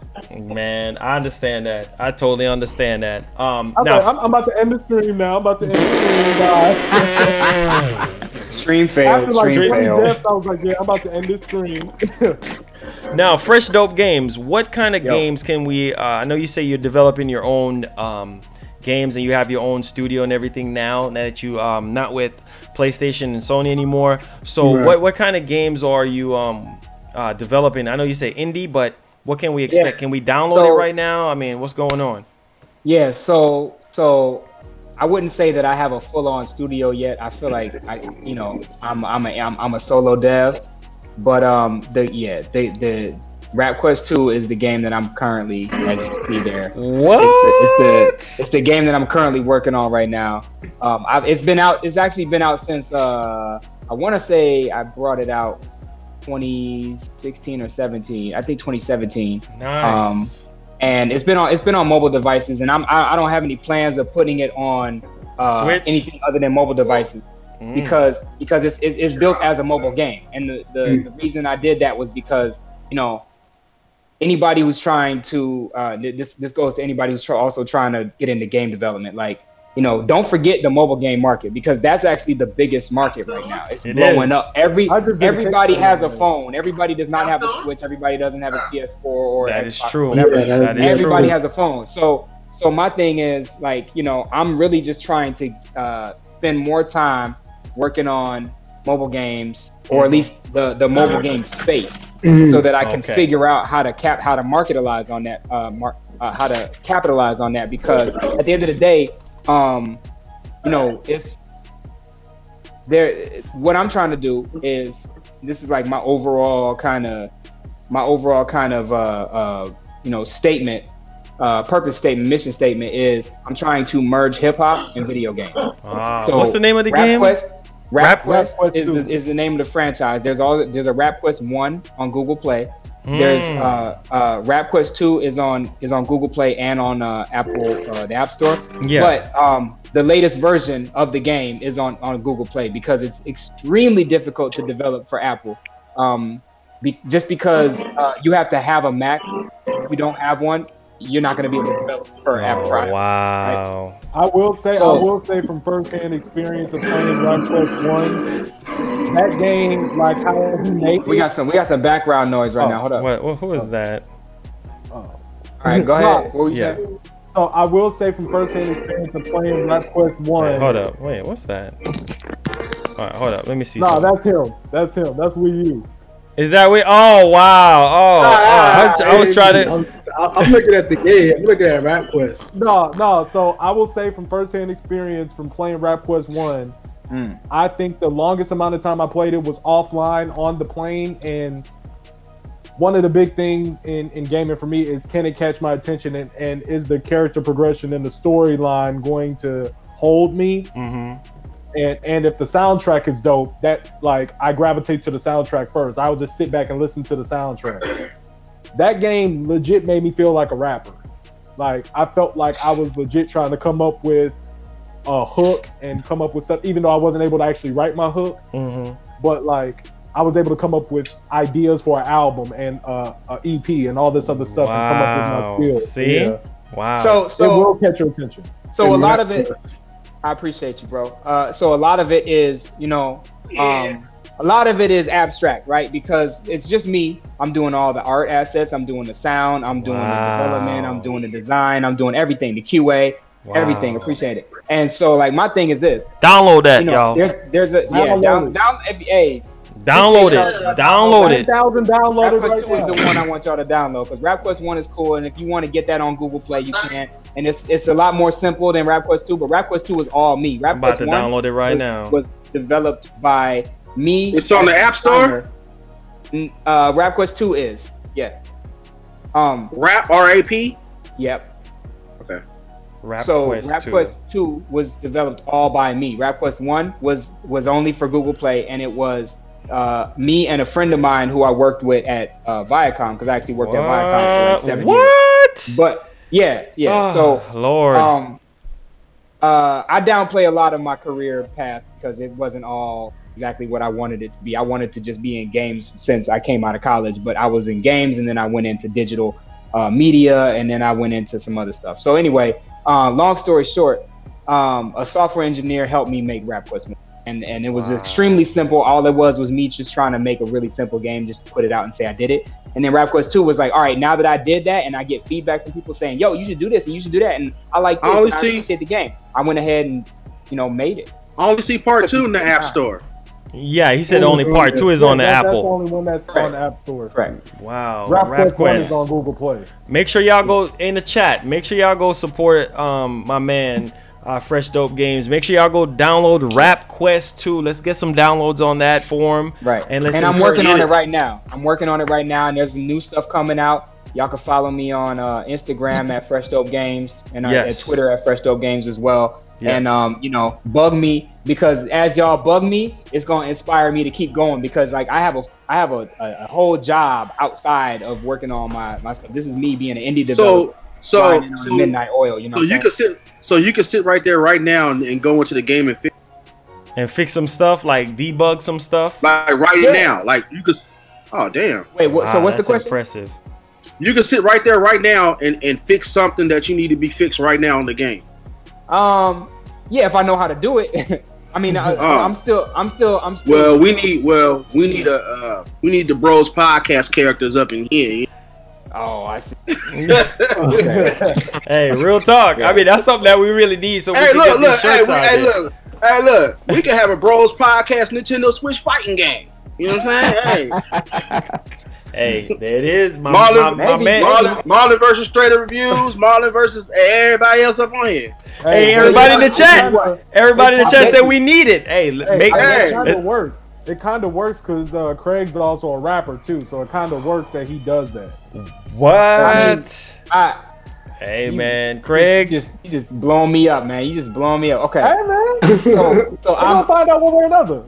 I'm a rapper by hobby, not by like profession. I don't necessarily do it, to make money. This is one of the things that I found out that I could do, and I'm pretty nice with it. So like, I do it on the side. But anyway, that's for another conversation entirely. What I want to say is, anybody in the chat, I saw one of the fam in the chat was saying that they did some modding on some games just to kind of like get familiar, as they were thinking about getting into game development. And I'll just say, like, to anybody who's trying to get into it, Marlon, and you were saying, like, it's important to have people who represent the developer side of things on your podcast. So like, as you continue to have more and more people on the podcast, you're gonna, that are developers, you're gonna hear more and more different sides and different angles and different levels of experience and stuff like that. And at some point or another, what I want to do is sooner than later, obviously, is to create Fresh Dope Games as a brick and mortar studio that's based in LA, because that's where I live, where I can actually start hiring people to come through, and actually we can make a real studio where we have artists and we have engineers and we have animators and voice actors and all this kind of stuff. I really want to build this out, and my ambitions are like through the roof on this, you know what I'm saying? Because like, making a game is like making a movie. That's one thing that I learned by working at Insomniac. It's like, it takes dozens, if not hundreds of people to make a game to the level that we, to our level of taste. So I think we have to make sure that people keep that in mind. You can't just throw something together and be like, yo, let's have this. Let's mash these two genres together and let's make this thing. Like, it's really hard work, and people love you for it or people hate you for it, and you got to eat that, whatever it is. So, you just got to do the best you can. But like, the more people that we get to actually work on games, the more that they'll see how difficult it is, and they'll start to see, like, as these games that come out from professionals in the AAA industry, as they come out, they're the things that are making them suck or be great and go into the Game of the Year awards. Like, those things have to do with the down dirty, details of it. Because at the end of the day, a high concept game is one thing, but like, doing all the little individual things to make that high concept execute like a game that makes sense to us is an entirely different thing altogether. So it's important to keep that in mind. But like, don't let nobody listening to this or watching this let that deter you from, if you have ambitions to make games. Because like, at the end of the day, it's just as much art as painting, as drawing, as writing a book, as getting on stage and spitting a rap or acting or whatever. Like, all these things are forms of art. So just, it's a technical thing, and it's important to understand the technicality, but it's still art at the end of the day. You got to have something to say, you know what I'm saying? So that's I just wanted to make sure to say that. But yeah, like, when I get big, with my studio, I'm definitely gonna make sure that like different aspects of what we see in our everyday lives is represented, in the games that I do. So like, RapQuest definitely is a franchise that I could see having like, because you got podcasts. You gotta think about the vision of what Tyler Perry had. Is happening right now. You know how he just made his own studio? Cool. Yeah. That should be that's a wake up call for us African Americans to be like, damn, if he can do it, we can do it. We can have our own black culture, game developing studios, and actually put our own games out, like Call of Duty and stuff like that, or Pokemon. And, you know what I'm saying? It's like, whoa. We're passionate about these games that we play, and we should be able to, execute to a level at least to where somebody in our group is saying, and "Yo, I did this. I'm thinking what opened the vision gates like that was the success of the Black Panther movie. That's what really opened the gate for really black developers and more to come out, because think about it. That was a big movie. And a lot of people hate on that, and I'm like, how can you hate on something like that? Because for the simple fact is that, bro, in Hollywood, they kept us in the background. They was giving us crumbs. They was giving us movies like keep doing it until we They was giving us family reunion movies. You know what I'm saying? And I always wonder, like, okay, so how come we don't see black folks producing a Freddy Krueger or Jason playing movie that same song? And then you get a movie like Get Out. Yeah. You're right. Get Out, Us. Right. Those were unique movies. And I'm like, dude, we had potential the whole time, but it was Hollywood keeping us in the background. Now we breaking out. But you know what though? And if anybody has Netflix, I highly recommend y'all check out My Name is Dolomite. That Eddie Murphy. As a matter of fact, I'm gonna watch it. As a matter of fact, I'm gonna watch it tonight since you said something, bro. See? Yeah. So when you watch that movie, notice that what they're trying to show is the fact that Rudy Ray Moore made it happen. Scrappy as he did, he made it happen, and he ain't have that much resources or that many people or whatever from helping him from above. The people that had all the money and stuff. So he put it together, and I think that's one of the things that we have to realize is that we've been putting things together since the beginning of time. You know what I mean? And so like when things have been taken away from us, we still manage to put whatever we can together and make it work. That's the reason why I push us being his brothers. Don't never settle for less of anything. Like Marlon, you know what I'm saying? He want to come with the podcast. Right. I didn't join the last 2 podcasts. The bro hit me up and said, hey, bro, I need you, man. Where you at? And I was like, okay, man, I'll be there. That's him reaching out because most people don't do that. They don't care. If they care, they reaching out. So just like any of us doing anything involving y'all, empire over there, don't never settle for less. Don't give nobody nothing for free. On the outside, make them work for it. Make them make them want it. You know what I'm saying? Yeah. Because if you keep giving the product to somebody for free, they is not going to respect you. No, if they really want it, let them come support it on their own. You know what I'm saying? Yeah, and I'm gonna chime in on that to piggyback off of what you said. Like, Marlon, he hit me up the other day, and he was thinking like, it'd be cool if I be a part of this with you guys. And I can't thank you guys enough because I'm like really honored to be here. Because just coming from like 160 something subscribers, it's like nobody really knows who you are. But just to come in and talk about like games and connect with the black community, like Marlon said, is best. We're not really seen as cohesive as we are right now, like as a whole, as a community. Yeah. So it's like this has to happen more often. Yeah, because I be looking at it like, nah, man, we got to get it too. Us, we got to get it too. We can't. It's right there. It's right there. It's right there because a lot of us, it's like we're scared to change. And I haven't been like that. I'm not scared to change. I like to reach out and do different things. Right. I'm not scared. Yeah. And you know what I'm saying? A lot of us got to stop being, and stop thinking, okay, what if, bro, or what if sis thinks because I'm doing this, what are they going to think of me? Nah, bunk all that. You got to be in your own lane, get it out here, and don't care what people say. Let them dislike, let them do whatever they want to do because you doing you. That's not them. If they want to, have the same energy, if they want to have our energy, then they need to reach out and go get the same energy if they want to have that happiness. You know what I'm saying? Yeah. That's where it needs to be. That's where it comes from. That's facts, man. That's because I'm telling you, because I walk around VA and I'm not from here. I've been here for 4 years, and by me being black, and I always question my brothers and sisters around here. I said, why does it every time I go into a business, it's always some I don't want to say the word. Some rigged up Igga shit. Right. Igga shit. Why can't it be professional and serious? I'm just being real. Yeah, it's true. It's different. It's different aesthetics to professionalism, but I definitely agree that it's important that we take our business seriously because that's how we feed our family. That's how we build generational wealth. That's how we have something that we could pass down to our kids or we could pass down to our friends. Even break cycles. But why does it? But why does it have to be? We produce something and it's always some drama behind it.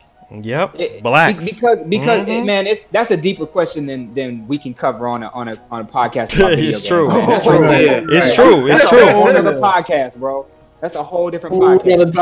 'Cause that's like every industry, We'll do that in February. Yeah, every industry that we can touch on could apply to that. You know what I'm saying? We talking about the financial industry, we talking about the consumer goods industry, we talking about the services, hospitality, all of those, everything, transportation, everything, like anything that we have ever owned any stock or any stake in any way whatsoever, we've been the minority of. Even when it comes to hip hop, it's like, you know, we don't own the companies that produce these artists. We own maybe the masters if we're the artist, and that's like if you don't have a 360 deal or something like that. So it's a whole conversation about why it is that we're being held down from all of the opportunity that's out there. But the opportunity is out there, and we just gotta realize it or make the opportunity happen for ourselves. You know what I'm saying? Because like at the end of the day, like I said, it's easier today than it ever has been to make a game. So when it comes to game development, you ain't got no excuses anymore. I use Construct 2 and 3. I use Unity.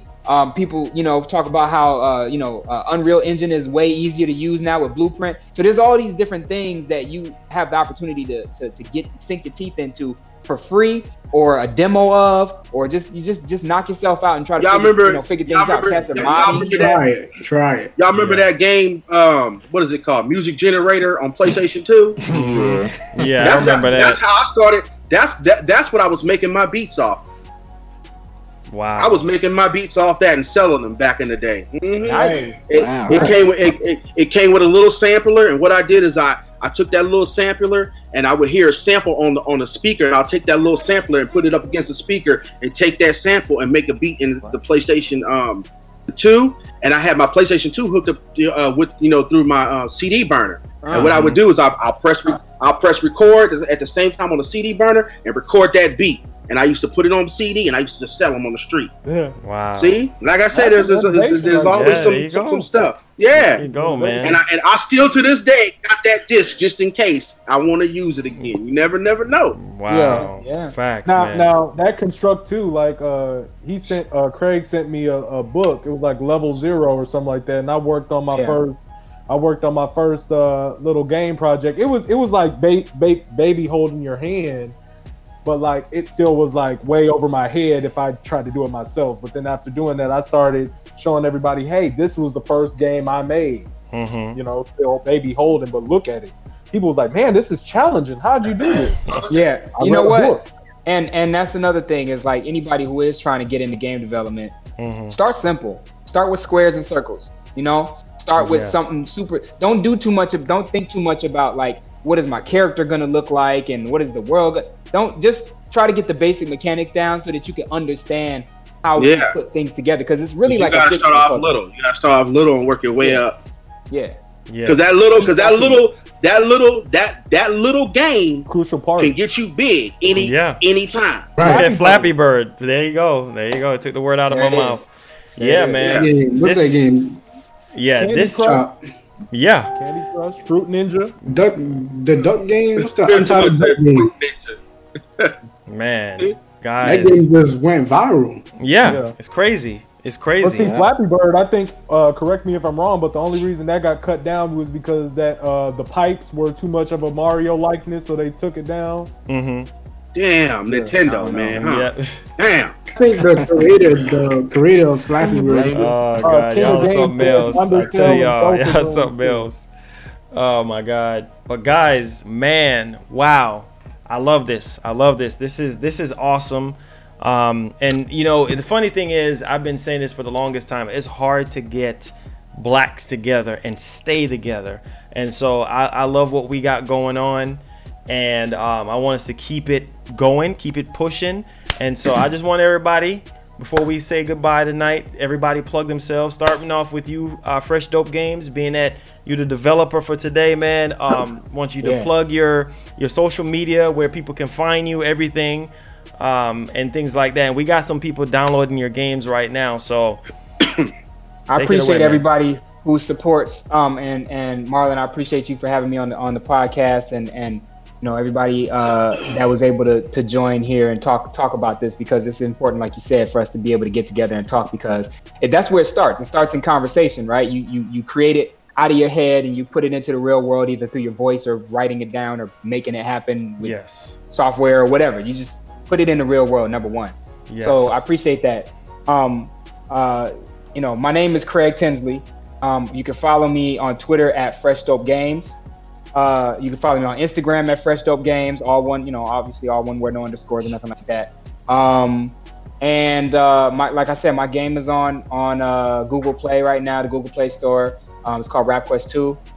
It's also on the App Store. But I mean, if you want to get a taste of what it's like and you have an iPhone, go ahead and check it out. But I'll say that I'm going to do my best that once I put out the next update, I'm going to try to see if I can get a friend of mine to help me, with getting a Mac together and doing that whole thing, because it's a whole process. So, for now, I'm gonna say just majorly, Google Play, for the latest updates. And holla at me, DM me if you want, you know what I'm saying, and email me at freshdopegames@gmail.com. Yes. If you have any questions or whatever, I'll respond, because, like I said, every time somebody hits me up, it gives me a little bit more impetus, a little bit more oomph to be like, all right, I got to finish this for these people because they love it. I'm gonna actually also try to start a Patreon soon as well. So that's nice. That's do that That's good, man. Patreon, do that. Farmer. Farmer, man, you're brand new to the team, so go ahead, plug yourself. I'm the devout maybe. Huh? Oh no, I'm sorry, cut you off, man. You can go. Oh no, you good. I'm the devout joystick. I was trying to sign on that Discord, but I'm having some issues. This is my school one. I do gaming news, reviews, and walkthroughs, and the motto that I game by is joystick for life. And the reason why I do that is because I came up with the idea of the devout joystick back in April of last year, and it was trying to base the history of video games started with one joystick, right? Like just a single joystick D-pad. So as like a devout follower or something, I'm a devout follower of video games, and I'm trying to get everything beat that I can get my hands on. So that's why I created that hashtag joystick for life. So you can follow me on Instagram with the same name, the devout joystick, Twitter. I post gamingrealm.com articles with Marlon on that. Yes. Facebook, I try to put videos that you may have missed on there. And I'm trying to be more consistent with it, but just stay with me. As I get bigger, we'll grow together. If you like how I was today, I put videos by myself on there. Plan on working with these guys a lot more. And go from there. I gotta check your channel out, man. Yeah. Hey, go subscribe to him, man. Channel. Check him out. Check him out. 5,000 is coming, man. I'm starting off low, and who knows where I can go. Hey, Billy, man. Billy, Billy, where Billy at? Right here. Hey man, go ahead and plug yourself, man. Let him know. He up on that microphone like he get ready to sing some R&B. Hey, my name's the Cool Moon. I'm an amateur gamer, so I'm starting off slow. I'm not big or anything, but I would love the people to get to know me, and I would love to get to know everybody else. I also want to thank Marlon. He's like a brother to me and everything. I want to thank everybody else in this broadcast, man, for having me. I wouldn't be here if it weren't for you guys. Oh man, already. That's what's up. That's what's up. And that's something what we plan on doing every week. Oh, Fat Boy, I'm gonna get with you on the website thing, all right? Because that's gonna be major growth for your videos and for the channel and everything. And so what's going on with the T-shirt? Oh, I need to know about the T-shirts, because we need special on this podcast, man. I need them. We got an artist feel like working soldiers, man.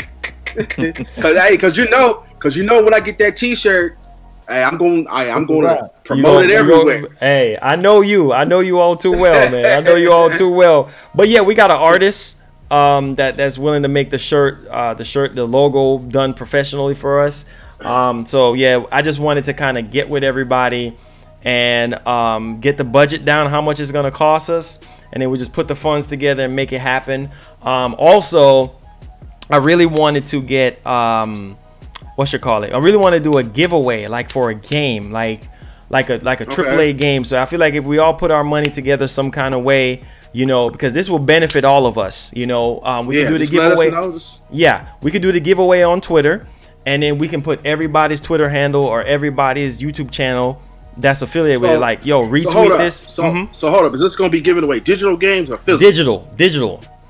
Yeah, because that's easier to deal with, right? You know, you just say, boom, hey, look, y'all want Pokemon Sword and Shield? Yeah, you want Pokemon Sword and Shield? Hey, look, retweet this, follow this and this person. So everybody's growing. You get what I'm saying? Especially with the big games and everything like that, you know, everybody's going to want it. Like Luigi Mansion just came out. So if we had a giveaway going on that, you know how much growth that could be for the channels. You know what I mean? So that's just how I'm looking at from that standpoint. So that's something that I think I just wanted to talk to you guys about as well. Like, we can do like weekly giveaways, and then we'll have the shirts rolling, so we'll get the merch out there and everything like that. And the soundtrack is still coming. The album. Oh yeah, the Joy-Con Boys album. Hey, we actually did a preview like 2 streams.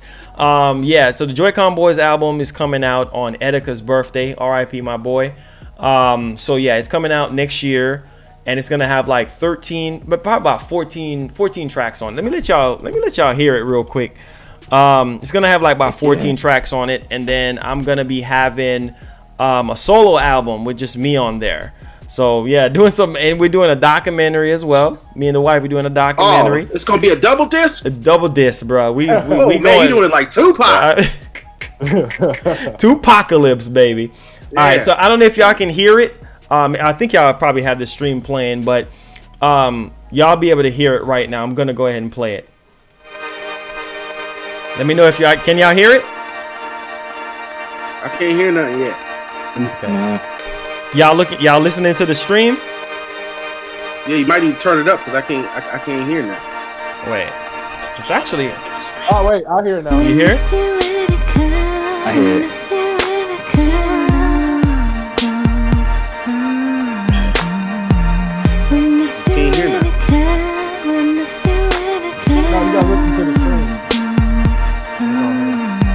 Oh.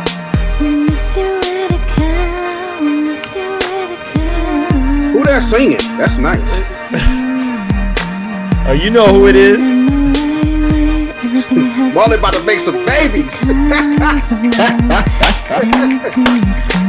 From the buses to the train, it's insane. Memories coming to my brain, trying to maintain. All I have left is all you gave me, bro. I miss you every day. Oh my goodness, waking up to this darkness, but you are the light. Joy-Con Boys forever. Let's get it poppin'. BK all day. Let's go. All I have left is BK.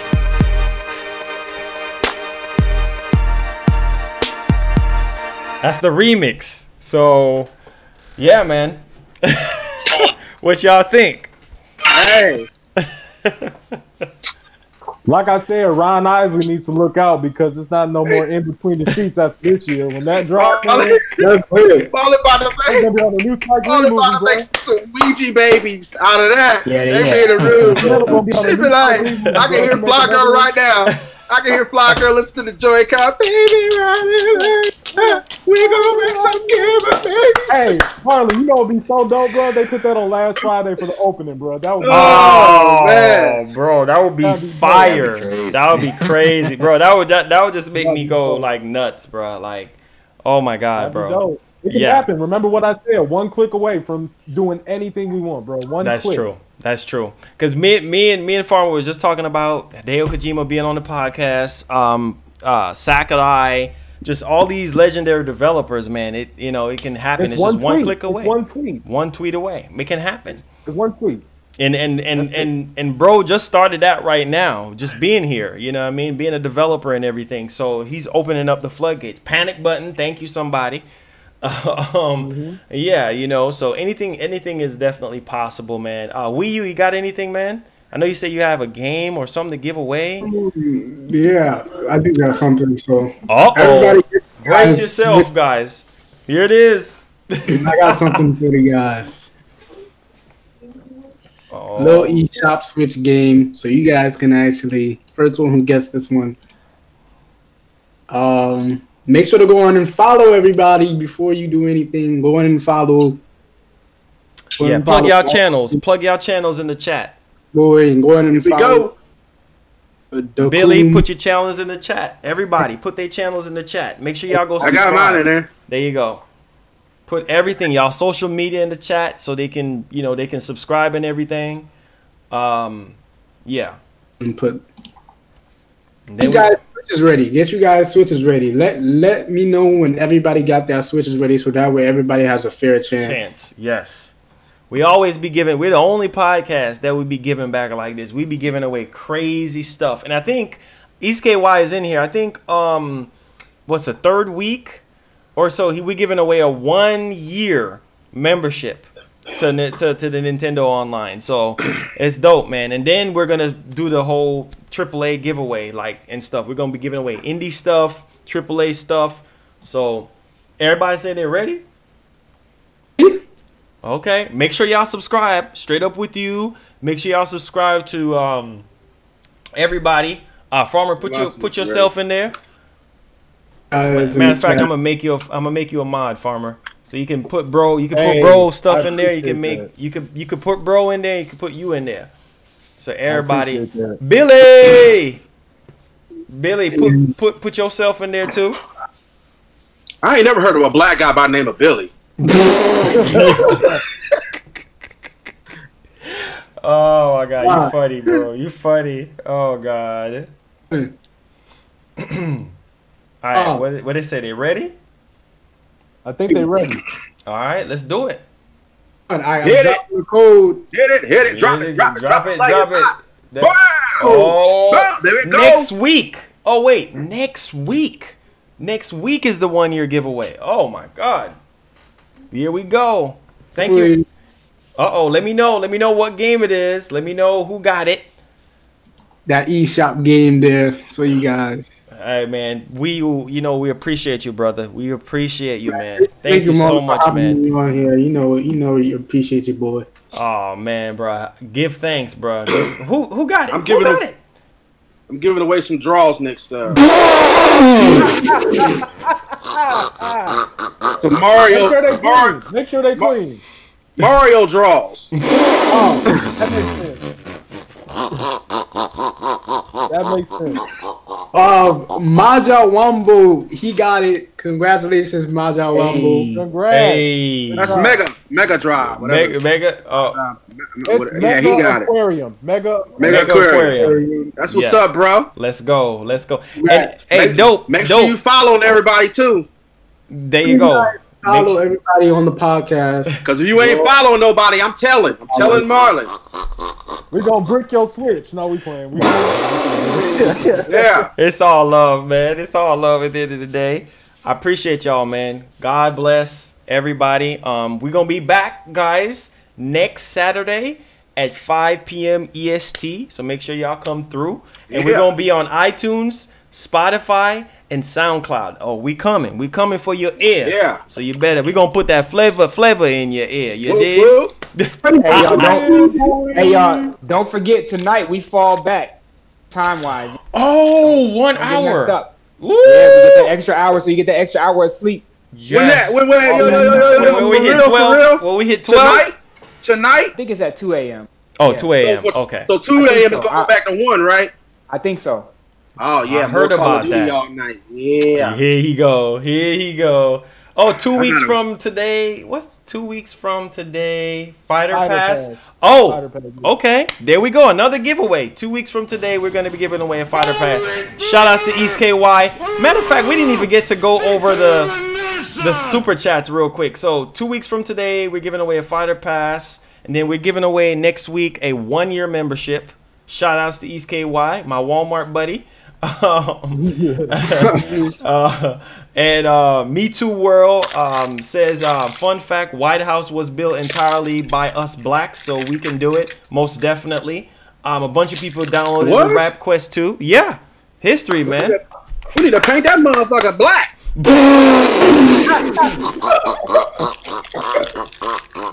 Damn. Oh, dude. We got Trump in there too? I can't. I can't with y'all boys, man. You can't do that right now. Wait till he get out. Hold up. So you mean to tell me we got this dude out here going against us black folks, and he living in our stuff. Come on, man. Man, we built a lot of what the original 13 colonies ended up being, just because they didn't build it by themselves at all. So, like I said, he got that pretty wife. But we all know He had plastic. he ain't getting none. Hey, she had plastic. If she in water, he's doing a humanitarian award by carrying plastic out of the water. Do you really think he getting some draws on the daily? I don't want to. Saran wrap. I really don't Saran want wrap. about that man, that old ass. Made it to Saran wrap, bro. That's what he's getting. It's not draws. It's saran wrap. That's what it is. It's plastic. He ain't putting it on her. Please don't make me bleach my eyeballs. I can't with y'all boys, man. I can't. She's sitting there like this. She got it. Oh, okay, God. is he done? Is he done?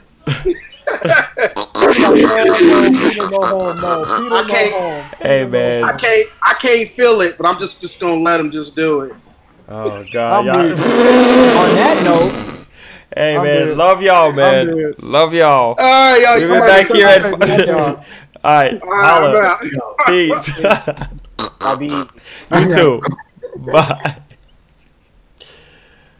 Peace, y'all. Thank y'all so much. Be back at 5 p.m. EST on Saturday. Thank y'all so much for the support. Peace.